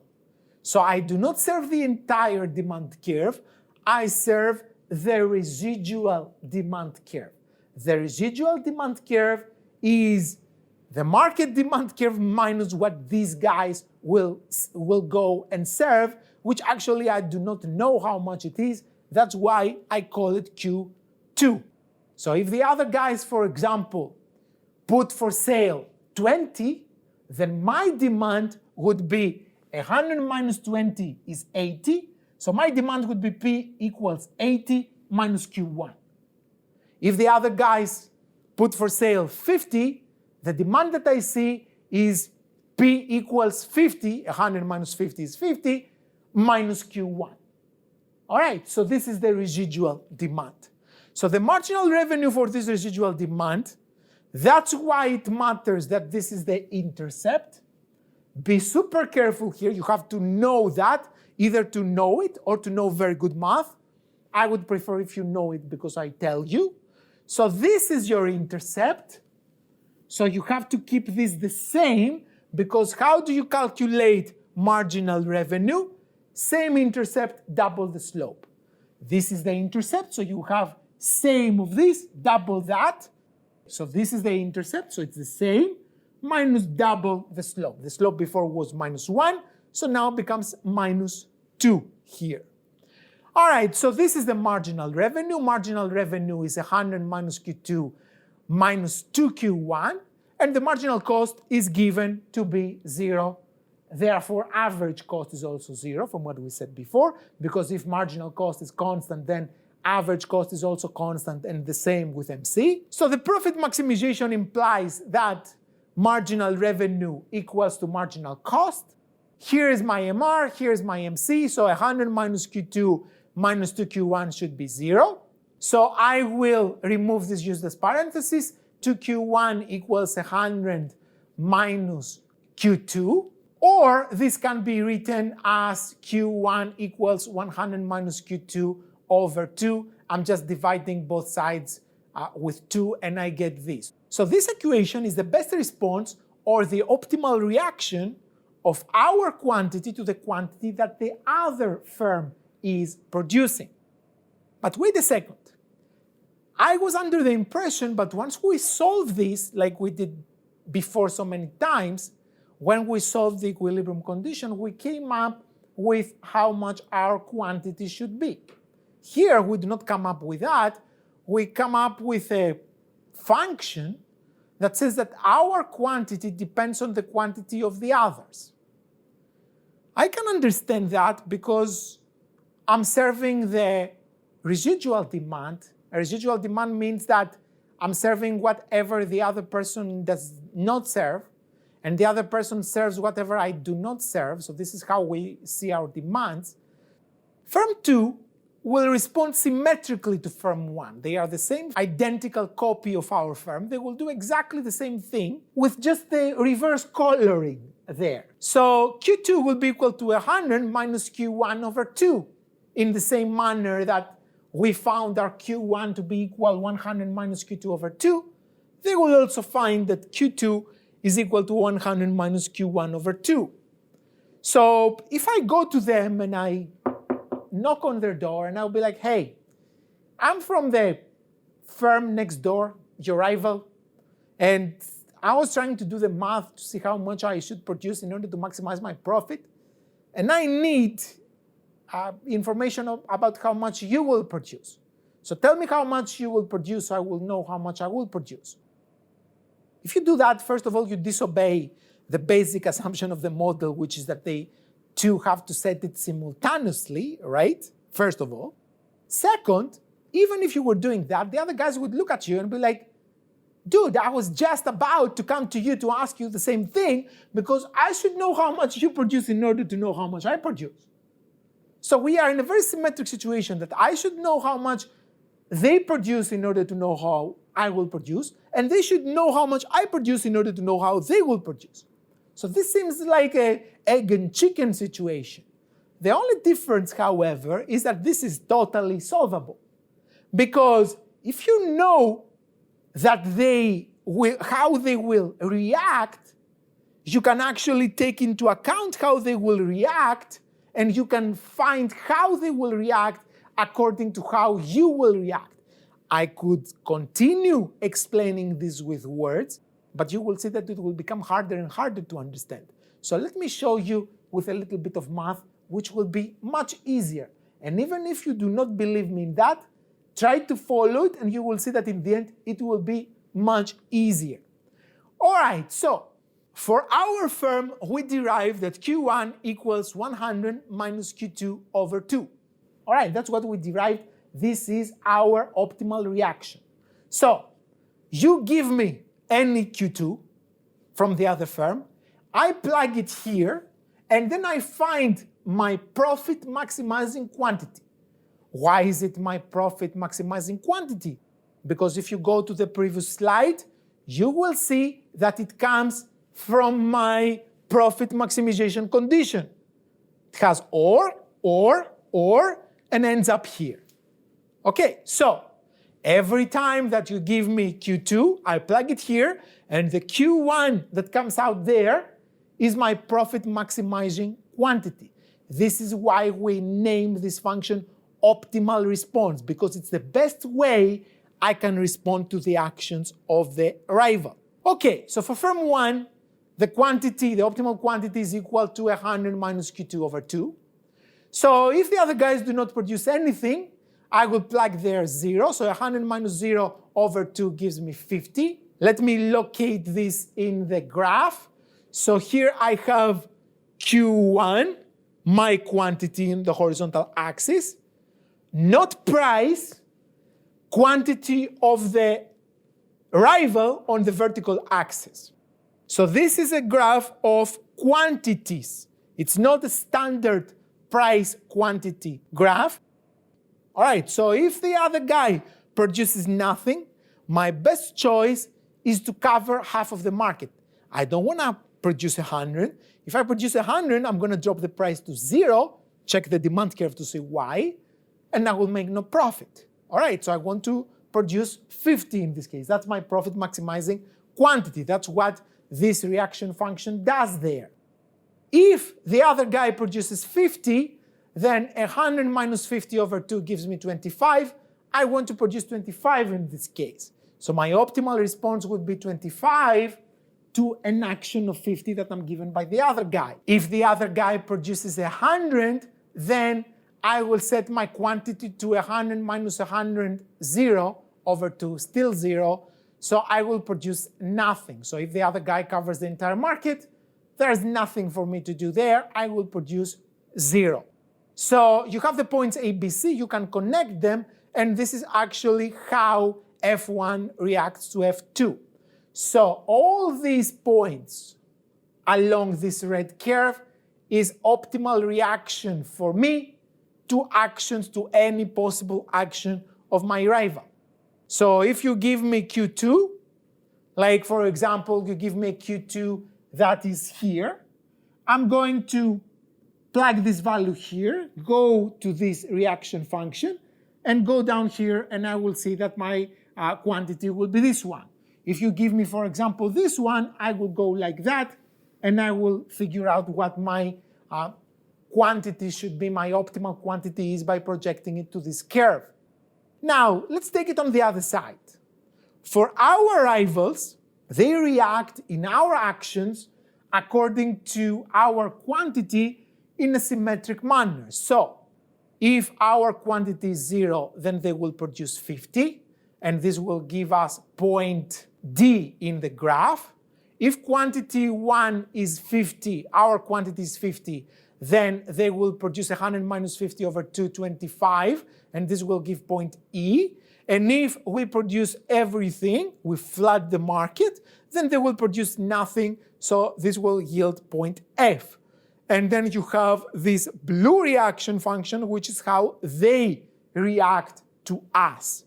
All right, so we have the optimal reaction for both firms into the same graph.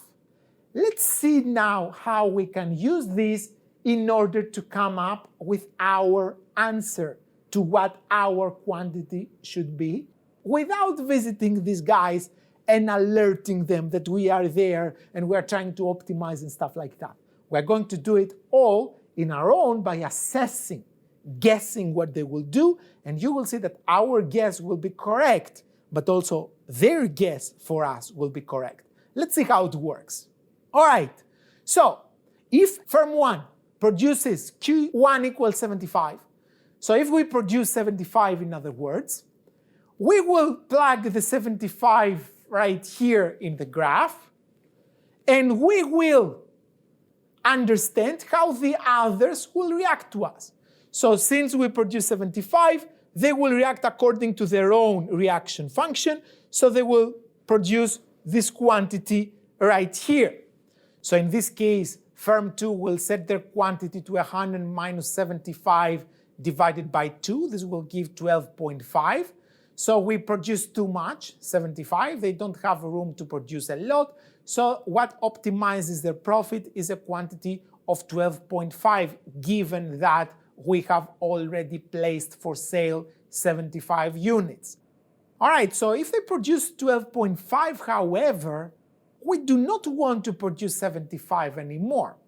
Because look at this graph and observe that for 12.5, our best reaction is not here because this is their best reaction. So what we want to use in order to figure out our reaction is our own reaction function here. So this is the right quantity that we need to produce. So if they produce 12.5, we would prefer to produce a quantity of around 44. That comes out from 100 minus 12.5 divided by 2. So this will give us a quantity around 44. This is how much we want to respond to a quantity 12.5. But they will be like, oh wait, if you produce 44, that's not my best reaction. This is my best reaction if you produce 75. Now that you produce 44, I prefer to produce Q2 equals 100 minus 44 over 2 equals almost 28. So I want to produce 28. And then we will be like, yes, but this was not my best reaction. The 44 is my best reaction if you produce 12.5. Now that you want to produce 28, I want to produce 100 minus 28 over 2, almost 36. So I will produce 36. So we see here that we actually come up this ladder here, and we're approaching this intersection point that I have a feeling that must be important in this case here. So if firm 1 produces 36, then firm 2 wants to respond in a different way they will produce 100 minus 36 over 2 equals almost 32. So you will see that still we're approaching this point here. Let's see what happens if we go exactly to this point. This point that the curves intersect is the quantity 33 and 1/3, okay, 33.33333, and continues. So 33 and 1/3 is a quantity that the two of these curves intersect. Now, if I produce quantity 33.3, then you will be like, let me plug this into my reaction function, and I will also produce 33.3. And we will be like, let me put this in my reaction function to see if it checks out. So I put this in my reaction function, which also passes from the same point. So I want to produce 33.3. So now the game is finished. All right, we do not keep going now, oh, if you want to produce this, I will produce that. Yes, but if you produce that, then I will produce the other that. Yes, but if you produce the other that, I will produce a third that. Okay, it doesn't go like that anymore. How much do you produce? 33 and 1/3. Oh, that's how much I want to produce. Good. Oh, that's how much I want to produce also. Yes, me too. Me too. Thank you very much. You hang up first. No, you hang up first. And that's how it's going to go. All right. So, if firm 2 produces the same quantity, we want to produce 33.3. If they do it, we want to do it. If we do it, they want to do it. So this is an equilibrium because there is no tendency for anybody to deviate from this solution. This is the exact definition of an equilibrium. What is an equilibrium? That if I take something and I put it right here, this thing is in equilibrium right now because there is no tendency for this to deviate. All right, so equilibrium is something that there is no tendency for this thing to deviate from this position. So if I am at point A, I do not have a tendency to deviate. All right, let's see how stable this equilibrium is now. So if we start at any point outside of A, a deviation towards A will occur. This means that the equilibrium is stable. If I remove it from this point, it will end up at the same point. Like, for example, imagine that you have a pendulum. This is a little ball that hangs from a string. If nobody moves it, the string will be vertical and the ball will just be in an equilibrium position there. This is also a stable equilibrium. If you take the pendulum and you remove it from the equilibrium and you just let go, the pendulum will start going back and forth, and because of the friction, at some point, eventually, after a couple of minutes, it will stop again at the same equilibrium. All right, if you take a stone and you put it on another spherical stone, and you put like the two stones on each other, if you do like very careful movements there, you might find an equilibrium that you will have one stone over the other and the two stones will equilibrate. So you will let go and the two stones will just still be one over the other. Okay, there are some people that they balance like several stones together. All right, but this is not a stable equilibrium because once you go and you touch the stone will fall, hopefully not on your feet, and it will never come back to its previous position naturally. But the pendulum, once you move it, because of the friction, it will come back to its initial position. This is like the pendulum. Why is that? Because if I start from below A, so let's say that I will be at this point Q1 here, I will do this. Oh, you do that, then I do this. Oh, if you do this, I do that. Yes, but if you do this, I do that, and then you do this, and then I do that, and then we go right here. Okay, right here we have no reason to deviate. So if you start from a position right here, you will eventually get to the center. What if you start from the other side?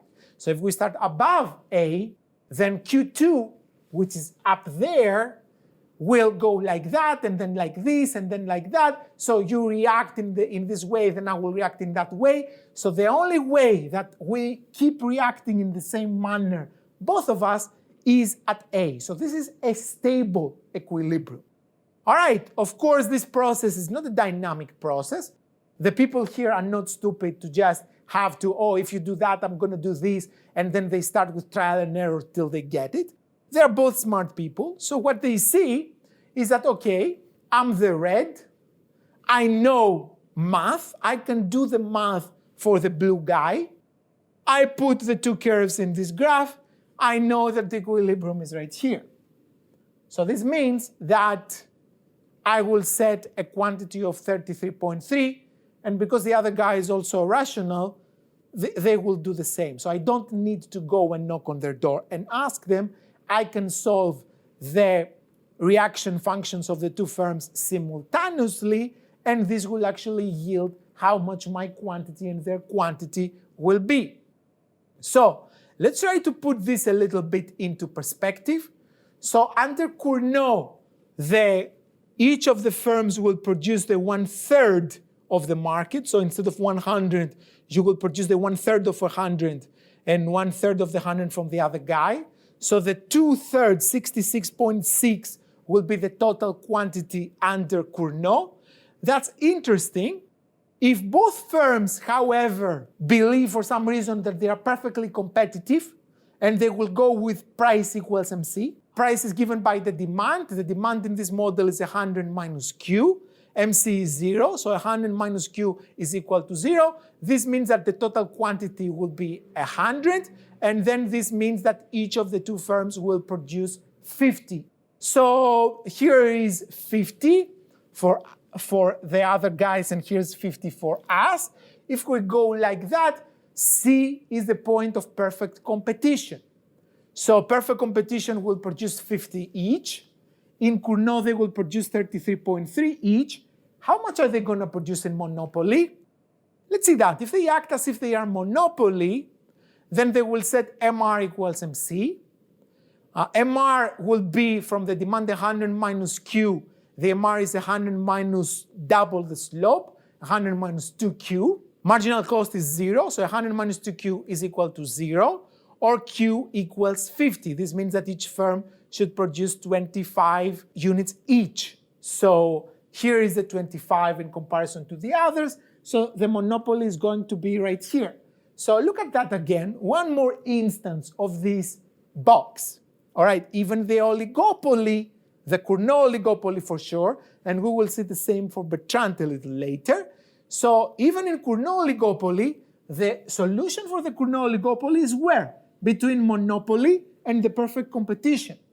So you see here that even though this graph has an infinite amount of points, only these points here are relevant for your solution. I don't know about you, but for me, it tells me a lot. If I have lost something and I have to look for it in all these infinite points of this graph, but instead somebody else told me, no, you have to look only here, this would be pretty helpful advice. So it helps a lot to know what happens in perfect competition, what happens in monopoly, because you know what you should expect. All right, let me now show you what happens if the two firms decide to cook up the result and make a collusive agreement against the consumer. So they try to take advantage of the consumers. Let's see how this works under Cournot, if it can be sustainable, and what kind of incentives actually work there. So this will be really interesting. If you have followed so far, you will find this pretty cool, believe me. So if firms compete in quantities, the price is given by the demand function to be P equals 100 minus Q, or you can write that 100 minus Q1 minus Q2. We have already derived that Q1 and Q2 are 33 and 1/3.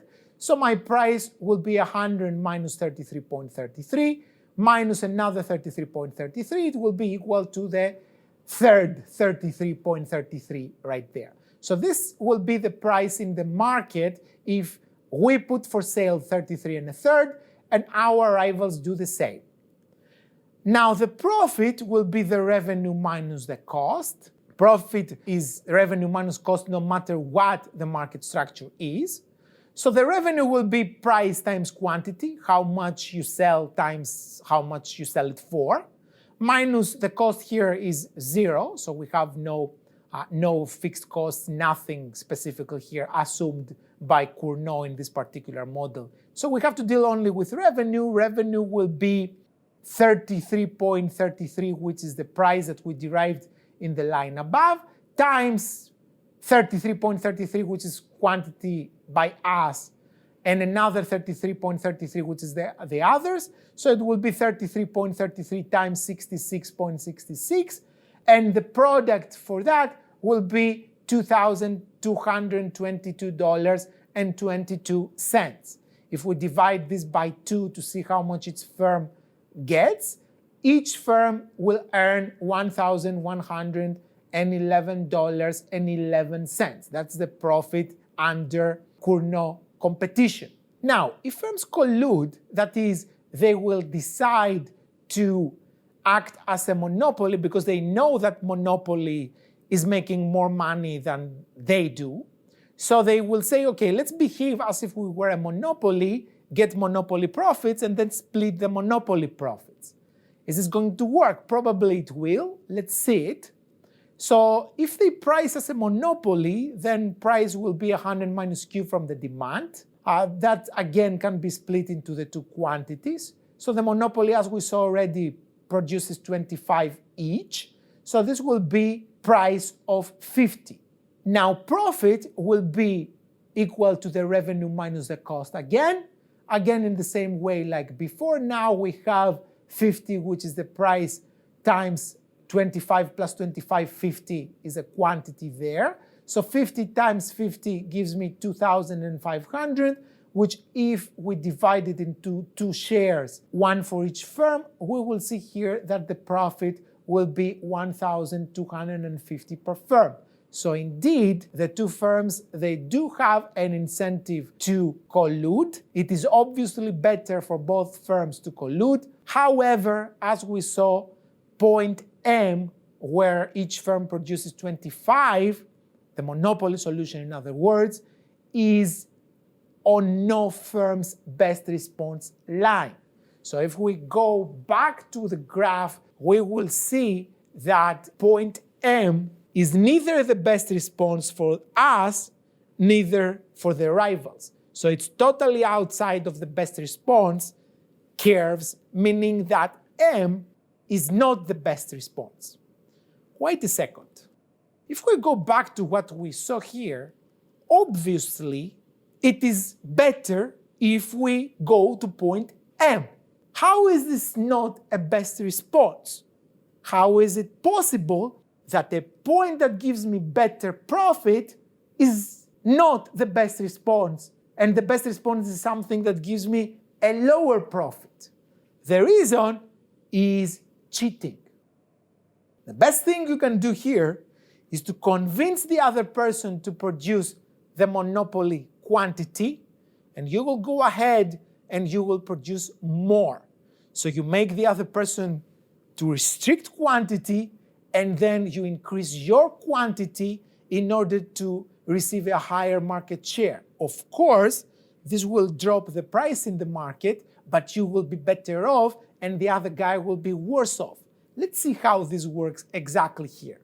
So if we set a quantity of 25, firm 2 has an incentive to cheat, and instead of producing quantity 25, they will produce a different quantity. What quantity? The quantity that is given from their best response function. If they plug there what we naively believe that they will also produce, 25, and they will plug it in there and they will see what is their best response there. So 100 minus 25 over 2 will be 37.5.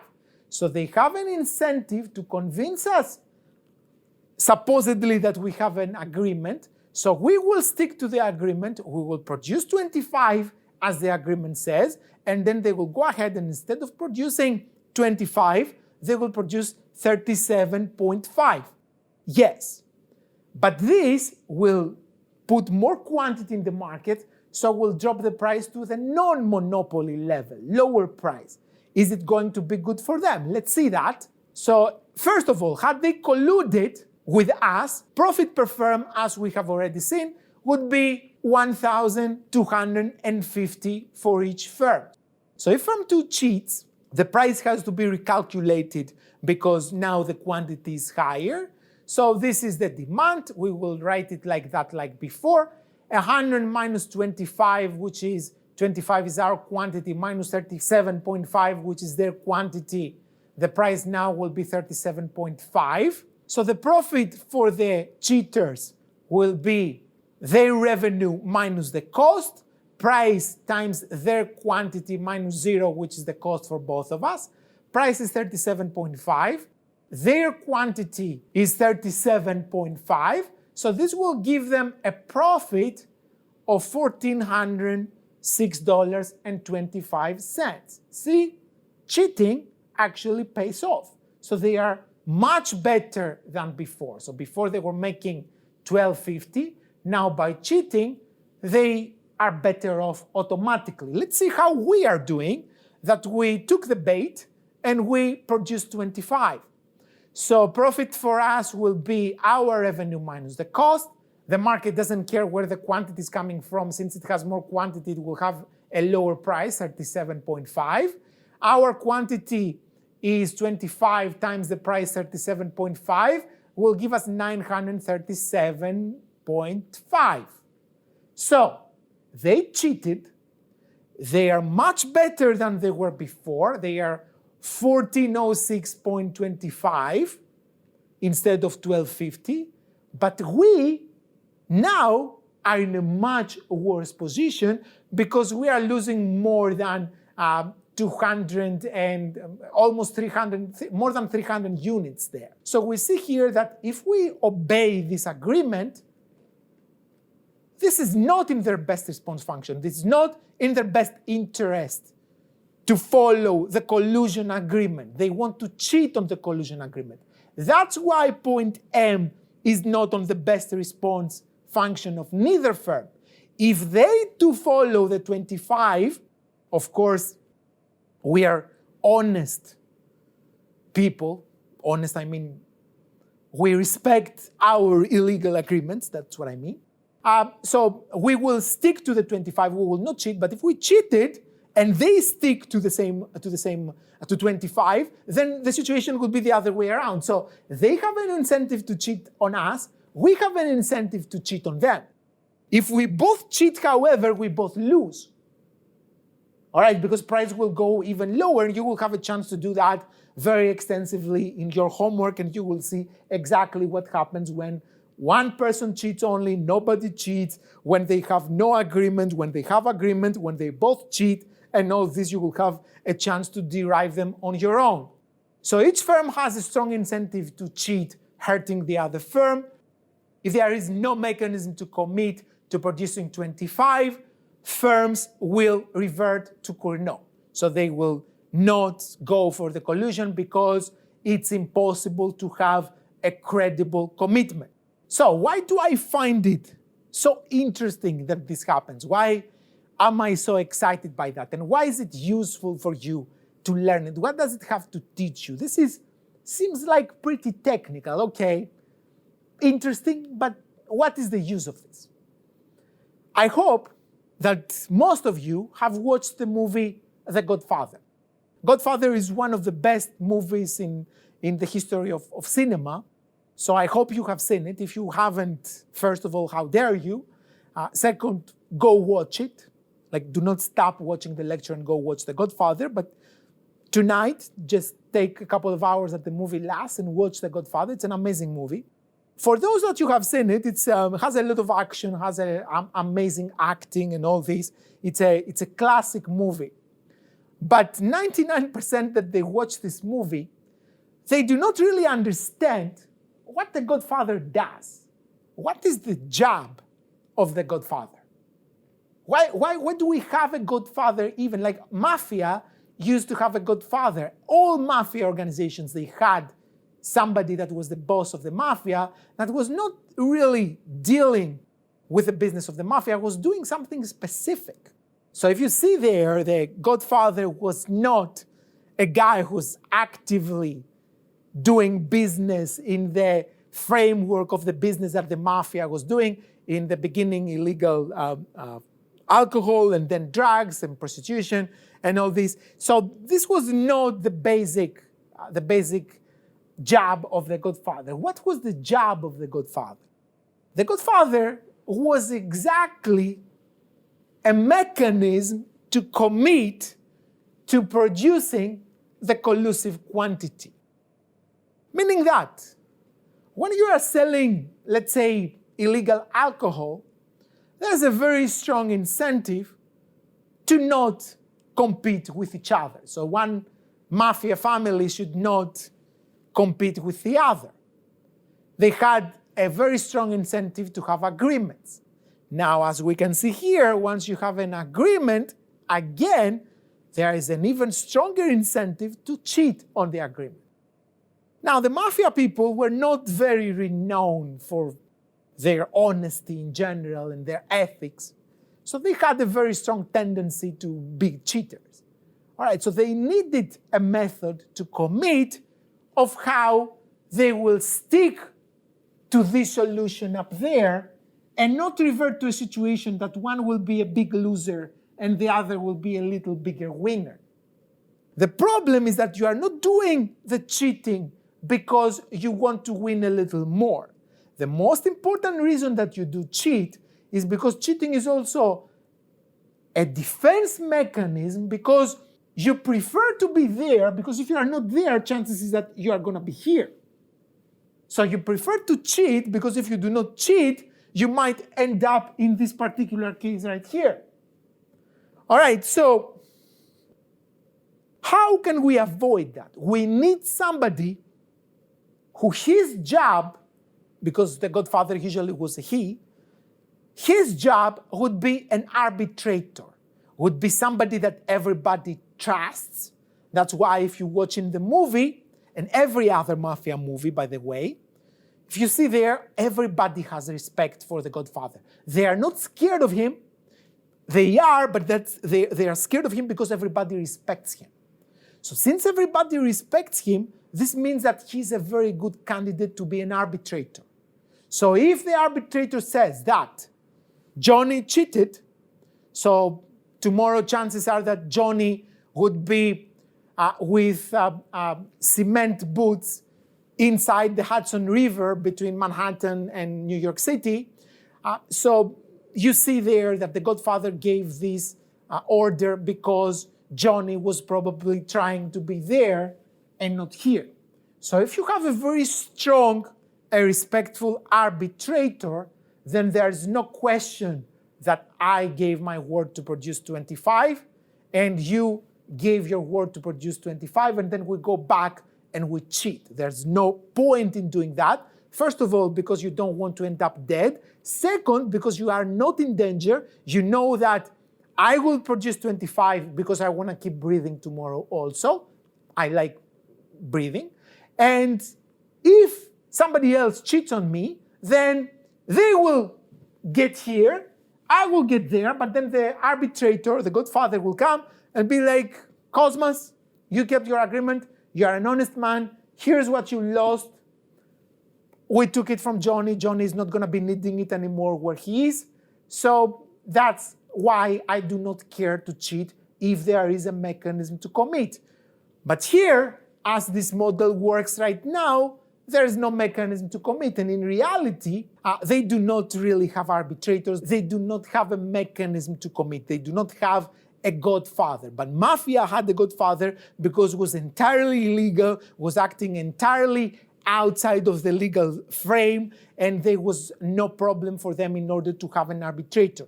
However, firms, usual everyday firms, big or small, do not have that, and this is a case that might happen a lot, and we will see some examples in this, in the end of today's lecture, and also in the next lecture.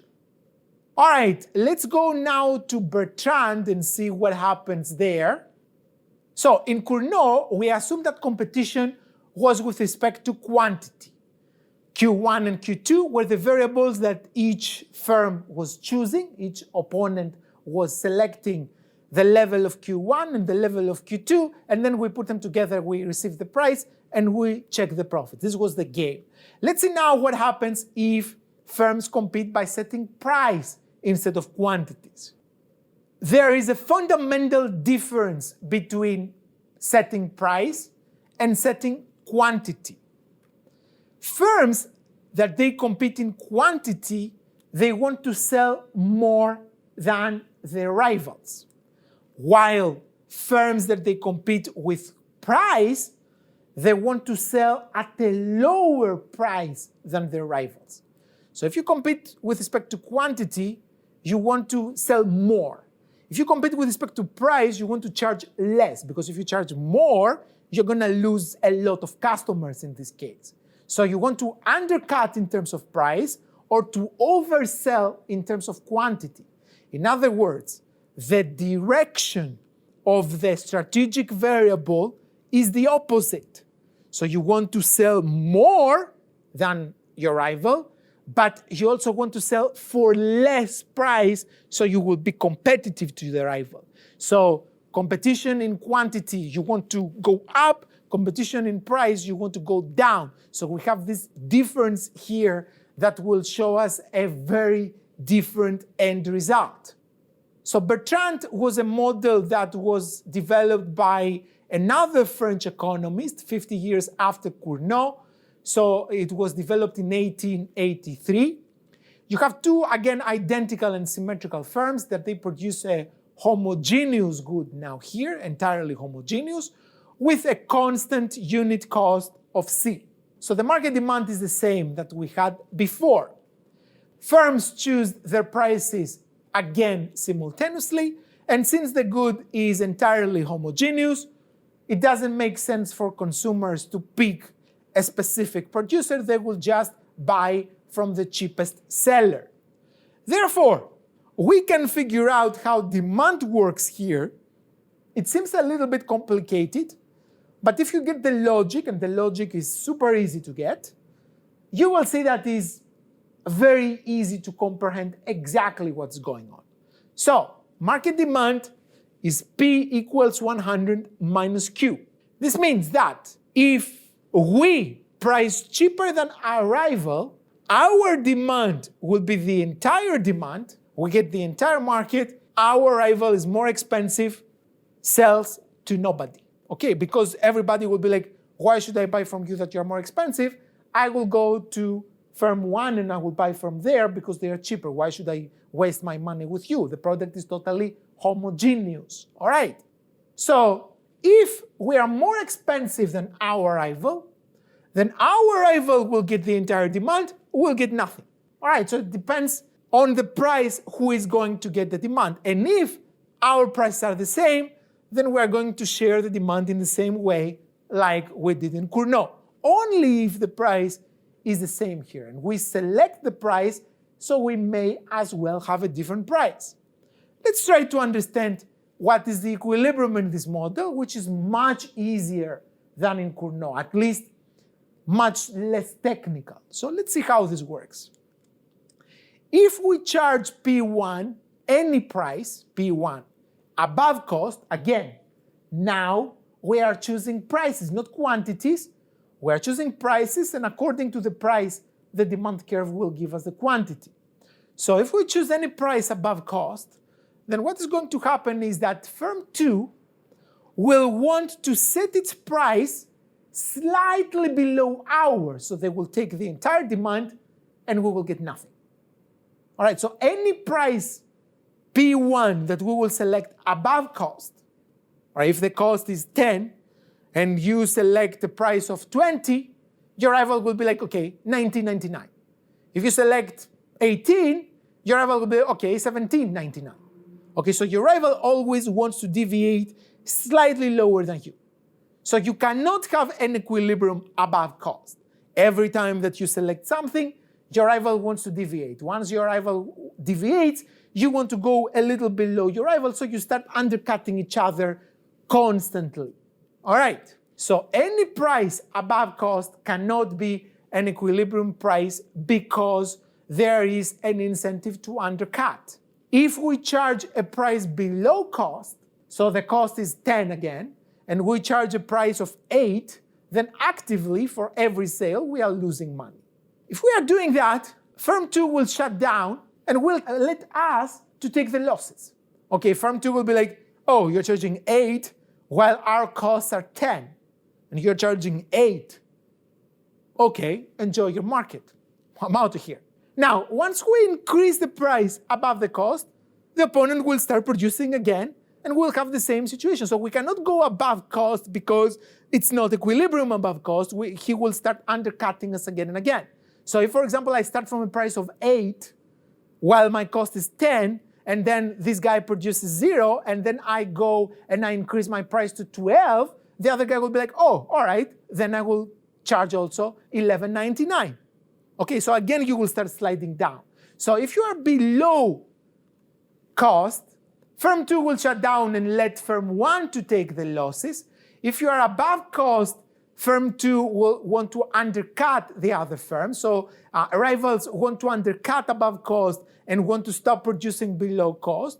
So if we charge equal to cost, however, and we make normal profit, zero economic profit or normal return to the capital and to our labor, in other words. So if we have price equal to cost, then the other person will not have an incentive to undercut us anymore because they will start making losses if they undercut us. They will not have an incentive to price above us because nobody will buy from them if they charge above us. So they will have an incentive to match us. So firm 2 will follow suit, and neither firm will have an incentive to deviate from the price equals cost situation here. So equilibrium price for us will be the same with equilibrium price of the second firm, which will both be equal to cost, and this will be the equilibrium. In other words, in Bertrand, the incentive to cut prices leads firms to produce the perfectly competitive output by charging equal to marginal cost. All right, so we have an oligopoly model here with just two firms that they are supposed to have some market power, and instead of using this market power in order to have profits, this problem that they have with undercutting each other, it will lead them to end up behaving in a perfectly competitive way, earning zero profit. What if they collude? As in Cournot, collusion will allow for greater profits in Bertrand also. For example, the firms may agree to charge the monopoly price and stick to this agreement. So you may have an explicit or an implicit collusion there, meaning that we can either have a proper agreement where we shake hands. Of course, you cannot have a contract on that because it will be totally illegal to fix prices, as we will see later. So it's not legal to come to price agreements. If you have an agreement, it can be an explicit agreement up to the point that you shake hands, or you can just blink the eye to the other person, be like, I'm gonna be charging a price of, let's say, 50, and you can do whatever you want. And the other guy knows that I will probably follow this because unless I do that, we're gonna go down to zero profit. All right, so you can have an explicit or implicit collusion. However, again, there is a very strong incentive to break that, because if you say, for example, that I'm going to charge a price of 50, in this case, I can go and charge a price of $49.99, take the money and run.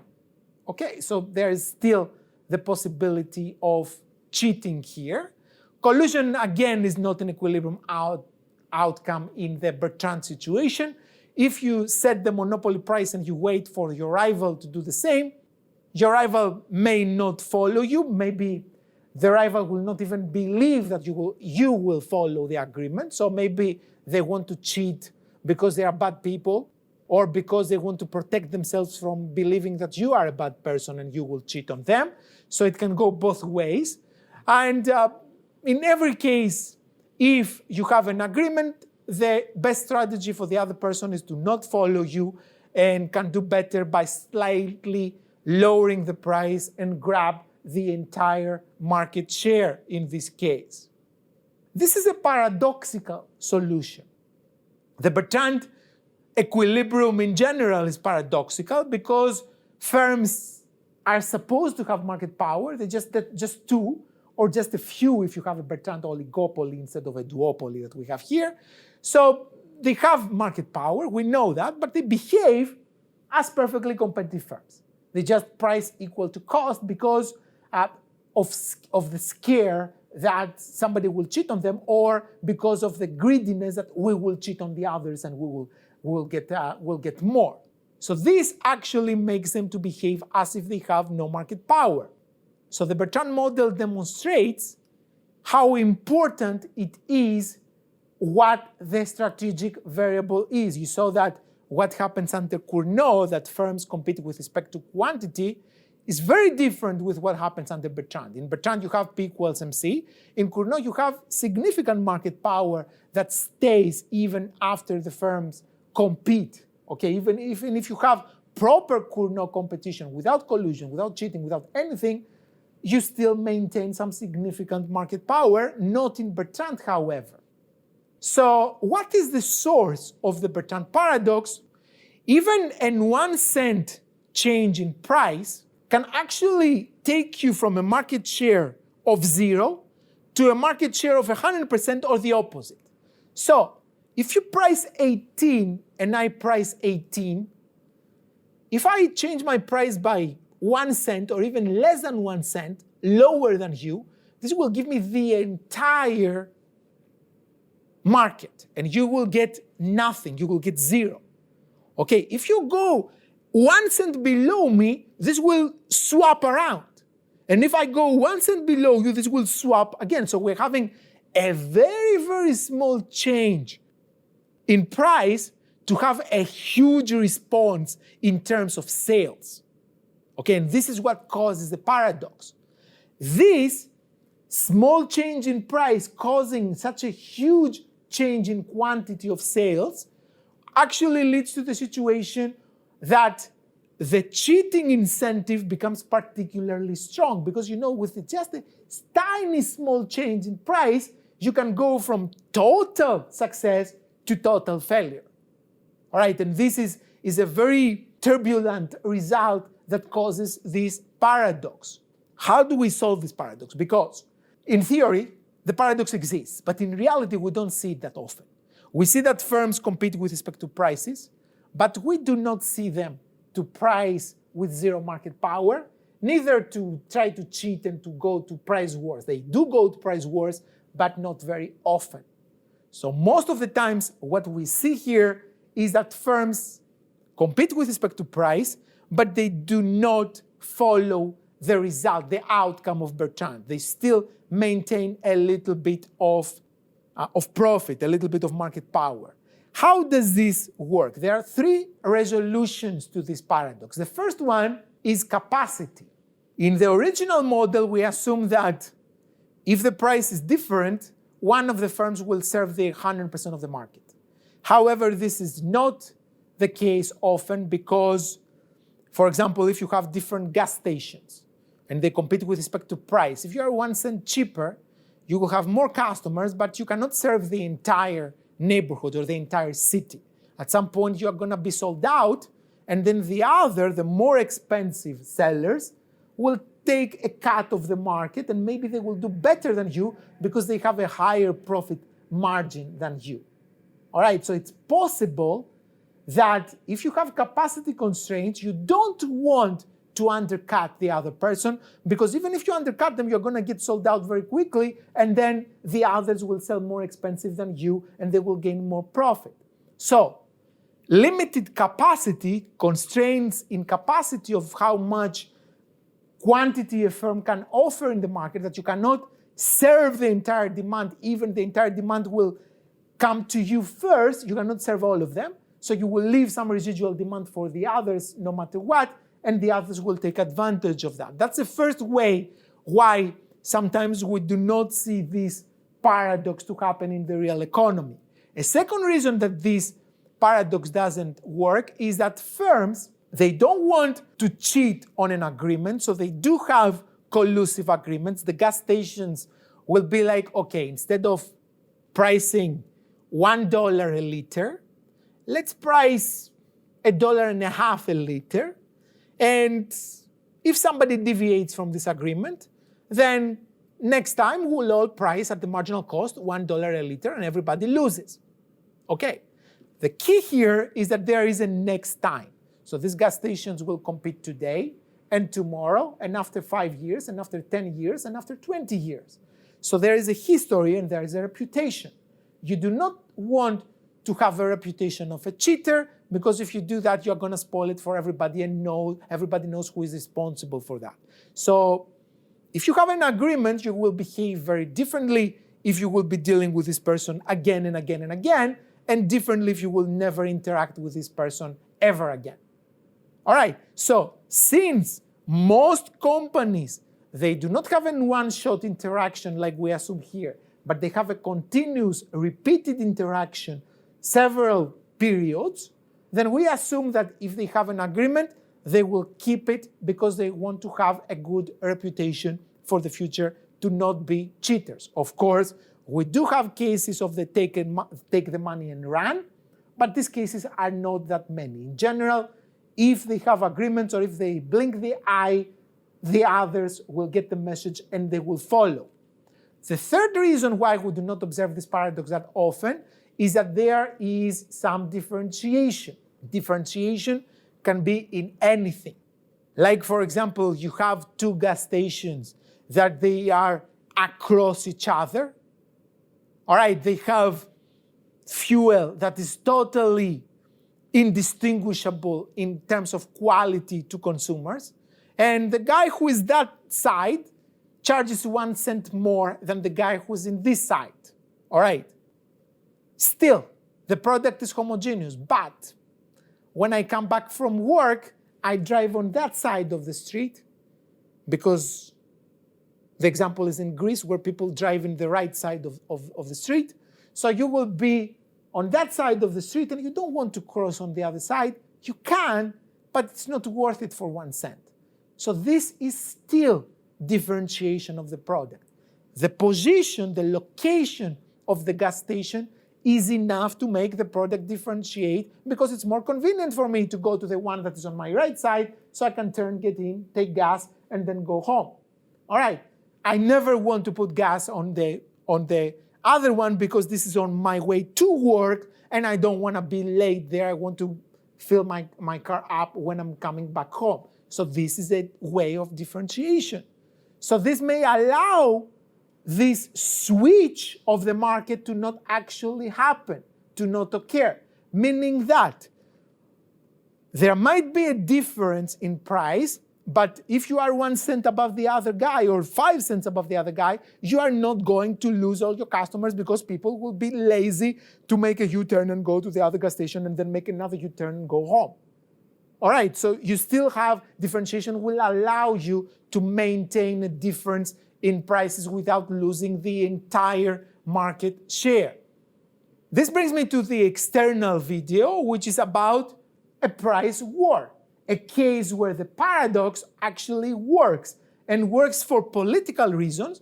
This video is produced by Al Jazeera. Of course, Al Jazeera is not the most impartial outlet of news out there, but this particular report is pretty accurate. So you can see how the Saudis had to fight the Russians in a price war for oil that happened just a few weeks ago. And you will see how this homogeneous product, oil, actually followed exactly the Bertrand example, how we saw it right here without the resolution of the paradox. You're actually going to prices that they are pretty low. All right, so let's talk a little bit about collusion now. The first thing that we have to note here is that collusion is illegal, and establishing an illegal agreement may be more complicated than most people believe. So collusion usually is split into two different problems. First of all, reaching an agreement. how parties communicate safely. We see here that usually this happens out of the lights of publicity, of course. You don't want to go out and say that, oh, yes, we have a collusive agreement with somebody here. So this is not something that you want to announce because people can go to jail because of that. In the United States, there is criminal prosecution for collusion. In European Union, the prosecution is not criminal, it's civil, but it can lead to huge problems to the company and even bigger problems to your career as an executive that you are caught to be colluded. You have to know that any collusive agreement will be a target of an investigation one way or another from the authorities. So the second thing that you have to understand is how to agree on prices and market shares. So you have to find a way to communicate, and once you find this way to communicate, you have to understand how you're going to reach an agreement with prices and market shares, how to protect profits from potential other entrants, that they are not part of the agreement now, but if you establish a situation that profits will be high, this will attract other firms. How are you going to react to that? You have to create barriers of entry, so you have to deal with that while you do the agreement. Or if you don't do that, the agreement will be pointless because you will make an agreement for a high price and then new entrants will come in and they will undercut you. So you have to take care of these problems before you establish the agreement. Now, once you have an agreement, you have to enforce the agreement. This means that how you will punish the cheaters. We said how mafia did that in a pretty efficient way of punishment. How to reestablish collusion once the trust is breached. So after you have an occurrence of cheating, how are you going to deal afterwards? What is the aftermath? How you're going to resolve that and continue? And finally, how to protect the agreement from unpredicted market shocks. So you do have an agreement now for the situation that exists right now in the market, but then a shock happens, say, what is a crazy shock? Like maybe a virus comes and wipes the entire economy out. So how is your agreement going to survive that? You cannot be meeting every time. Like you cannot make phone calls to the other person or send messages, hey, what's up? What are we doing with the agreement?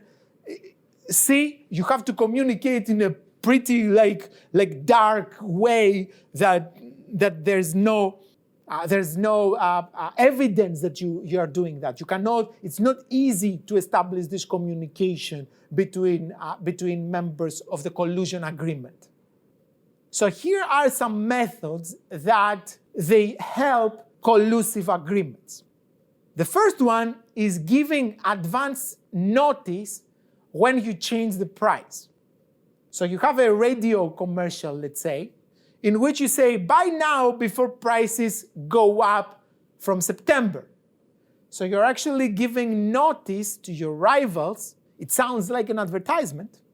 So you attract consumers now to come and buy now that the prices are lower. But you're actually telling your rivals that, hey, I'm going to increase price from September.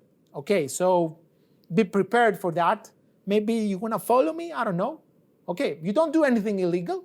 You just have a normal advertisement, but sends a message of facilitation of collusion here. So buy now before prices goes up is an advertisement, but also tells your rivals that you are up to something and maybe they want to follow you there. Meeting competition clauses. That's usually the one that students confuse very much. It's not having a meeting with a competition, is meeting the competition prices. So you have this advertisement campaign that you say, if you find a better price than ours, we will give you back double the difference. You tell your consumers, I'm pretty confident that my prices are the lowest in the market. But in reality, you are telling your rivals, if you undercut me, I'm going to deal with that. I'm going to undercut you twice more. Okay, so you're sending information to the rivals this way that if you undercut me, I threaten you that I will undercut you even more. I have the ability to do that. Most favored customer clauses. A lot of companies are doing that. Actually, Ford was doing that in the mid-2000s, 2005, 2006. They called these employee prices to everyone. And they were prosecuted and they actually had to pay a fine for that. So what actually said is that we are going to give every customer the same price that we're giving to employees. And because they were doing some other not very nice things also, the prosecutor used this as evidence to say that they are fixing the prices. Actually, what you are doing in this case is that you tell everybody that I'm very confident that my prices are low, but you also tell your rivals that I'm not secretly cutting prices for everyone. I even give everybody to the same price that I give to my employees, because if you say that I'm giving everybody employee prices, this means that if you find somebody else, some other customer that got a better price from me, a better price than you, then I will give you that same price that I gave to this person. So it's actually informing everybody else that, listen, I'm not doing secret price cuts here, because sometimes you can cut the price in secret. Okay, this happens a lot in the auto industry. That's why if you have watched in the movies, I don't know if it happens in Singapore. I never bought a car here, and given the prices and how easy it is to find parking here, I think I will never be in the market to buy one. Therefore, you will understand that if you see from the movies, when you go to buy a new car in the United States, they give you like loads of books and everything, information about the car and leaflets and stuff like that. But when it comes down to the price, they write the price in a post-it yellow sticker. They just write the number, not even dollars there. They just write the number and they give you this number, so you cannot actually use this number to go and leverage it to another dealership. Okay, because you can take any post-it and write an offer by yourself there, and this is not credible. Like even if you have the original one, you cannot leverage it to another seller. So they can do a price cut in secret if they want there. So that by doing this, they committed that we are not cutting price for anybody else, meaning that we commit to a price. If we are caught cutting prices, we are going to give the same price to everybody, so we'll lose a lot of money. So we are not doing that. We commit ourselves that we are not lowering the price anymore. Common ventures between firms. This is when firms use their joint projects as a channel to exchange information on prices and costs in order to create trust between them. To establish trust, they share information about prices and costs. Like, for example, very often firms cooperate, like pharmaceutical companies, they have joint ventures, they do joint research in order to not replicate production factors needlessly. So they get together, they put the research team together and they make research on a particular medication. Or auto manufacturers do that quite often. Recently, we had this example 10 years ago, not recently in terms of models in cars, I mean. So we had two French manufacturers, Citroën and Peugeot, and they came together with Toyota and they produced a common little city car. Toyota calls this iGo and Citroën calls this C1. And it's a pretty small little car that all three companies developed together, and they sell it under their own brand name in the market. And in this manner, they could also exchange all information they could for costs and for prices and for everything that they need to have in order to establish the trust that is needed so that they can have efficient collusive agreement. That's another way of facilitating collusion. We also have a very similar way of facilitation, multi-market contact between firms. When firms cooperate in one industry and exchange information for a different industry in which they compete with each other, like for example, Apple and Samsung, they have a relationship as a manufacturer and buyer in terms of Samsung makes the screens that Apple puts in the iPhones, but also they compete in many other markets. So because the CEOs, they will have to meet in order to arrange the details for how the screens will be, how much they will cost, how much Apple will pay to Samsung, and all these terms of the agreement. in that meeting, they can actually secretly discuss, since they are there and nobody can accuse them for being there because they have this common contact in the market. Nobody can accuse them that they do it just because they will fix price. They will be like, oh no, we're just discussing the details about the iPhone screens that Samsung will produce for us. And on the side, they can exchange information and set the price and the quantity or the quality of something that will be a collusive agreement in another industry. Like, for example, they can fix the price of the phones, or they can fix the price of the laptops and stuff like that. Now, collusion is not easy, and there are several complications. So first of all, if the firms that they want to come to an agreement, they have different costs, it will be difficult to agree on a price. And this is because the firm that has the high cost will prefer the price to be high in order to be able to cover their costs, while the low-cost firm will prefer that the price will be lower so they will be able to have higher sales. All right, so you have a disagreement here because one firm is more efficient than the other. They cannot agree with respect to price because one wants a high price to cover the cost and the other wants a low price because it can cover, its costs are lower and can cover it. It wants a low price so it will be able to sell more. All right, so you have like this difficulty in agreeing because of that. Product heterogeneity may complicate a collusion agreement.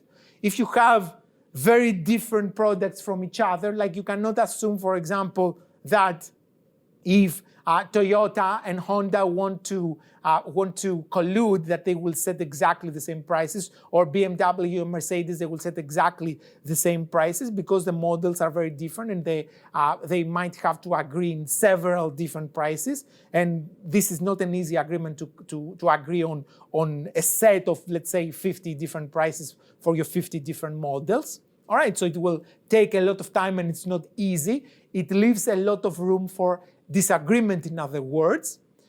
Successful collusion doesn't require only to fix prices. It's much more than that, because competition can occur through quality, advertisement, brand building, innovation, differentiation, service, and all these are very hard to observe, to describe them with a quantity that can be in an agreement, and in the end to limit.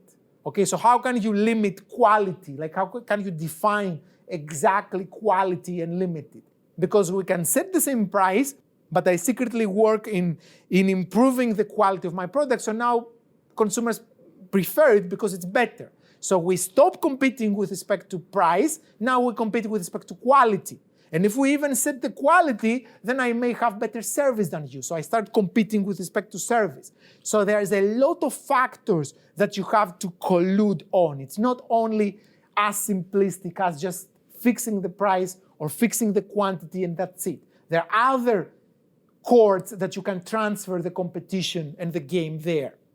Even colluding firms, they do maintain the incentive to work on all those secretly, so in case the collusion breaks down, they will be ready for the competition stage. So I want to keep making my product better, even though I don't care for competition now because everything is fixed, the game is fixed now. But what if this agreement collapses for some reason, and then we have to go back to competition? I want my product then to be ready to ready to compete, and therefore I work on the quality of my product from now, and this again is hard to limit, observe, or quantify. Number 4, it's hard to fix prices when you have a constant evolution of the product. Technology goes so fast that you have the version 1, then version 2, then version 3, then in some cases, like recently, for example, you have this competition, fierce competition between Canon and Sony in camera equipments, and this fierce competition between Sony and Bose with respect to headphones. And you see that even a software update can actually make the product much better. The technology evolves so fast that it's not very easy to agree on all those. Number 5, it's hard to collude in industries where there is high uncertainty about demand, about cost, about institution, about regulation. Now this becomes even more intense. After the COVID-19 situation, now we do not know, like the next pandemic, we had the SARS pandemic before, and the swine flu, and the H1N1, if this is not the swine flu, the bird flu, and all these flus and stuff like that, we didn't shut down. Now, with the COVID-19 situation, which is not that more important than SARS, for example, or MERS, or all these serious diseases, Ebola, and all these, you see that we shut down. So maybe this is a turn to the economy that now we're much more sensitive in health issues, and this will create more complications in having an agreement, because an agreement is a desire for stability. And if a shock comes in the market, either from demand or from cost, the price of oil, let's say, or the demand of people that now they do not work and they do not demand that much, or institution changes, like for example, now we have the institutions to be towards, okay, we have a pandemic, health is first, everybody closes down, everybody stays at home. Or you have a regulation, for example, you have very strong regulation against collusion in one economy, not as strong in the other. Sometimes the government changes the regulation, and this might create exactly the opposite of what collusion wants to establish. So instead of this stability of I don't care for competition because now I have this agreement and I'm safe, you have a change in the institution or a change in demand, and now nobody knows what is the extent, or like, is the other person changing the price because of some shock that happened from the demand, cost, institutions, or regulation, or they change the price because they want to cheat on me. Okay, so you have this situation that sometimes creates uncertainty on the agreement.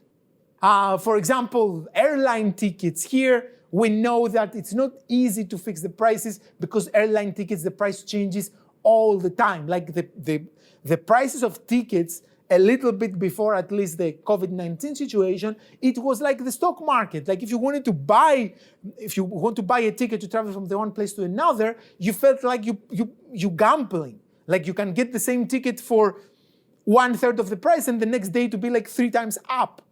Okay, so they change it so fast that you cannot really come up with a good agreement on this. Now, it's hard to fix prices in industries that there is information asymmetry. Not only bad information, but one party knows different information than the other party. Like for example, I know my cost, you know yours, but I don't know yours and you don't know mine. I know my demand, but I cannot understand your demand. If I have a fall in sales, I don't know if this is because the product in general does not go well, or you are undercutting me and you are stealing my customers. I don't know if Johnny is not coming to my restaurant anymore. I don't know if Johnny just doesn't like my food, or Johnny just found cheaper Indian food on another restaurant in the other street. So this asymmetric information actually complicates the agreement. It's difficult to collude in industries where concentration is low. That means you have many small rivals. That's what means concentration is low. There is not few firms to have concentrated power, but the power is distributed between many firms. So you have to make an agreement with many different people. Now, even if you are two, it's hard sometimes to decide if you're going to go for Italian or Chinese. Okay, so imagine if you have like 11 different firms and you have to fix the price on that, or 6 firms, or you have 2 firms for 7 products. That will make it much harder. All right, number 8, it's hard to fix prices in industries where the competition cultures are different. Competition attitude may traditionally differ between industries. Like for example, I have here Intel and AMD, that they are fierce competitors, like in terms of technology, prices. They just go to bed every night and they think how I'm gonna cause a damage to the other company the next day. Okay, and then you have Pepsi and Coke. Sometimes they do a little more advertisement. Instead of 1 billion, they will be like 1.05 billion in advertisement every year. But that's pretty much the most competition between them. So you have a different competition culture between the firms. Number 9, it's hard to reach an agreement when the executives have different attitude towards legal risk. And this is true. Like, you can see it when you will be in your professional environment. There are some people that they are very afraid of some things, like, oh, we cannot do this is illegal. And some other people that they are like, oh, sure, I mean, let's do it. I mean, are we going to make more money? Are we going to get more bonus? Yeah, sure, that answers your question. Let's do it. So there are people that they don't go out of their home just because they're afraid that they're going to get wet when it's raining, and there are some other people that they jump from an airplane like just for fun. Okay, so legal risk also is different. There are some people that are very afraid of consequences, and there are some other people that they are not. If they are CEOs, one will be very prone to just, okay, let's collude. The other will be like, no, that's a bad thing. I'm not doing it. Okay, so you have to also deal with that. It's hard to achieve an agreement when executives have different time preference. Some cases, one company, you have two companies and they want to collude. One company might have a CEO that runs out of time because it's not doing very well and has to show something very drastic in order to renew the contract. The other was just hired, so it has a time horizon far away, so wants just a constant stream of profit. The guy who has a constant stream of profit would want to establish a collusion agreement to get higher profit for a long time. The guy who runs out of time will be like, I know I want money now, so will be more prone on cheating. Okay, so you have two people that because they have different time horizon in front of them, they will have very different attitude towards collusion or disobeying collusion in this particular case. And finally, it's difficult to collude when firms have different profit maximization objectives. Sometimes this happens that you have a firm that wants to maximize profit from sales. Okay, so you want to sell as much as possible at the as best price as possible in order to maximize your profit, like, for example, a monopoly does, or a monopolistically competitive firm does, or even an oligopoly firm does. You have, however, some other firms that they do not care about the profit from sales. They care for profit from another source that comes after the sales.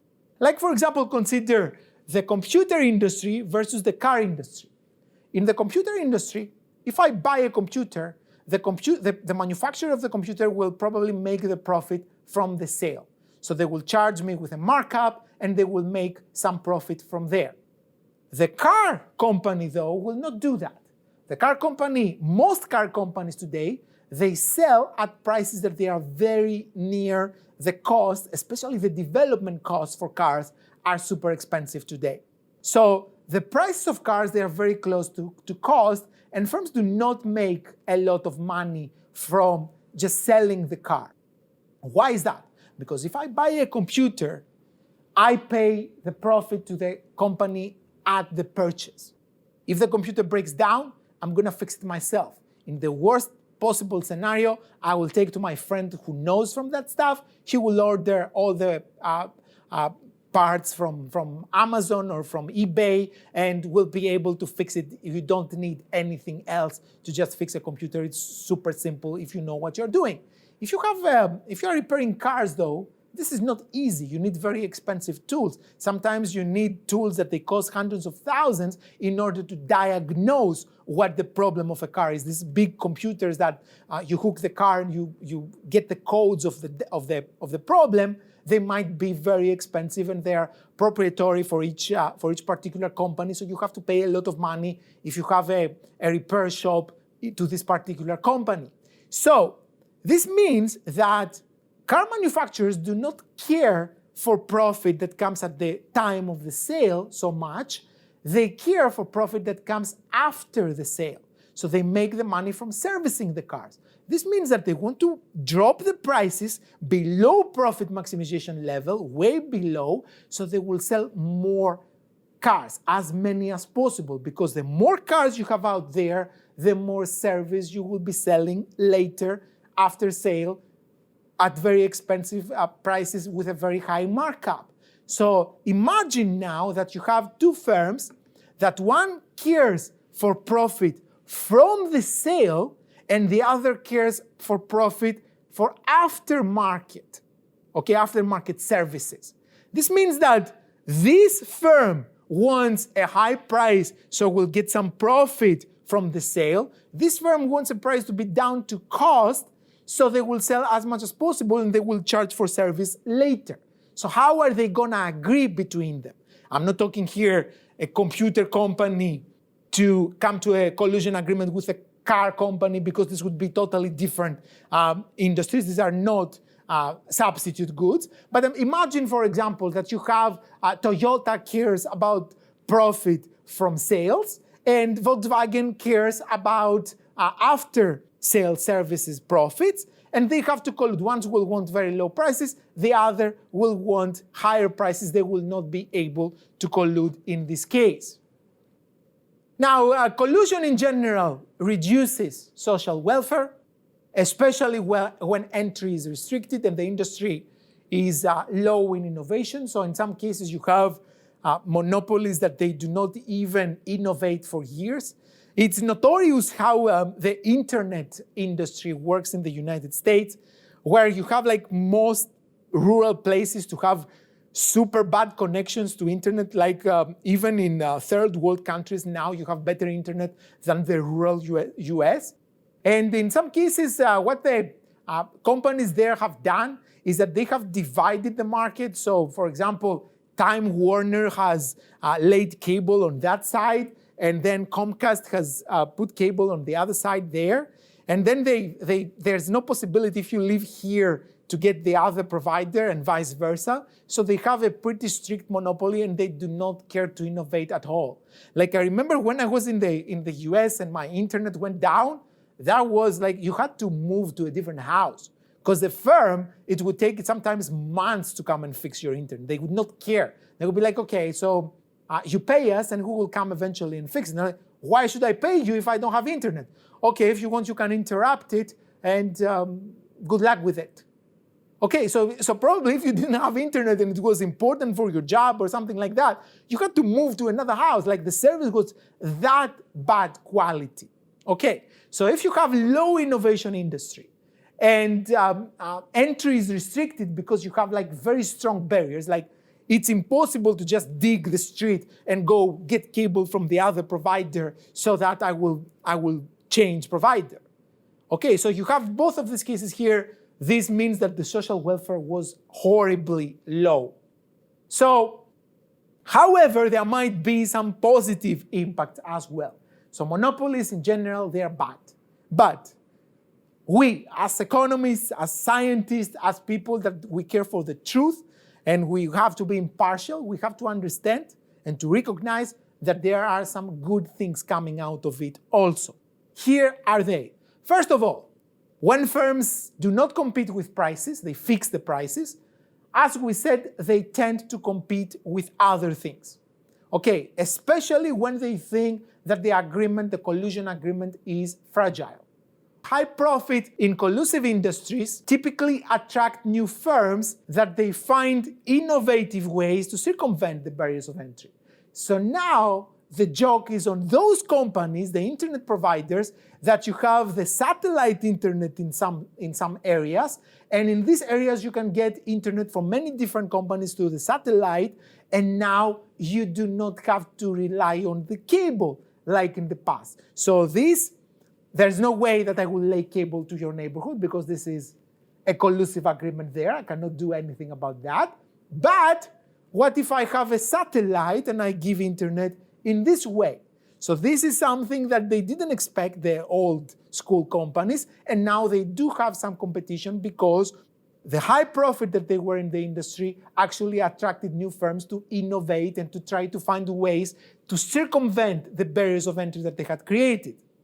Collusion eliminates the search cost because prices are equal. So if you know that prices are the same around, you do not have to shop around. You just know that these are the prices, very high prices, and actually you just go buy and you don't have to just go from door to door and check prices. All right, so collusion allows endangered industries to survive.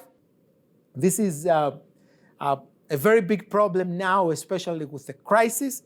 Like, for example, if you allow firms to fix the prices, they may be able to survive, because if they if they start charging the PC prices, maybe they will not be able to survive. So you give them a little bit of profit margin, especially if they're struggling industries, and in this case, you may allow them, help them to survive. Finally, Collusion urges firms to offer pre-sale service. In other words, if the price is fixed, I want to do my best, so I will attract customers in another way. For example, Apple does that a lot. So you cannot find cheap Apple products unless you go to some very dark places that you don't even know if you will come out alive afterwards. Like, in general, you have to know that if you want to buy a phone and the place that you go to has a bouncer outside, maybe it's not such a good idea to go in there, okay? Because it happened a little bit in Russia from my experience. So in general, Apple has like this constant price everywhere. So usually we tend to see that all retailers, they have very high pre-sale services. Because if they don't, nobody's going to buy from there. Like, for example, you don't want to go and to buy a phone from somewhere that they don't care for you. I will pay you $2,000 to buy a phone, and you are not going to even explain to me how it works or what are the differences between the brands or any other pre-sale service that I need. I will go to the place that offers the best pre-sale service because I know that prices are the same anyways. So again, there are some good things that they come out of Collusion. However, there is a deadweight loss, prices are higher, quantities are restricted, and this also is a super important drawback. Both of them, we have to consider them, but do not think, the point of the slide is do not consider that monopoly or anything is just bad, okay? Nothing is just bad, like not even Donald Trump is just bad. Okay, there are he does some good things sometimes. Okay, not often, but sometimes. So this is with respect to Collusion. There is a very interesting model that I didn't have time to cover, so I put it on a video. So this video presents an interesting and very useful model that describes some oligopolistic markets quite realistically. It's called the Kinked Demand model because the demand curve looks like a bended curve. And this is why I have this glass with a straw that looks like broken, but it's not. It was a pretty allegoric way to show how this model works. You will see with what happens to the marginal revenue curve. This is what this straw shows there. And I had to tell you that because I felt really proud when I thought about this way of expressing this. Anyway, this is a video that includes a lot of analysis in how real business is done and how people react sometimes. Because you might have cases where you need to do something, you need to respond to a shock in the market, and it would be profit maximizing if you respond to the shock, but you don't do it because you don't know how others will take that. And in order to not upset the market, sometimes you are behaving in a way that is pretty passive and you don't do anything just because you do not want to cause an upsetting in the market. And this allows for prices to stick sometimes, and explain the situation why it's easy for prices to move up, but much harder for prices to go down. So this was the material for today. I hope you guys found this lecture a little bit more interesting. At least I did. I hope that you will understand everything. If you have questions, write them down in the comments, and I will see you in the next lecture.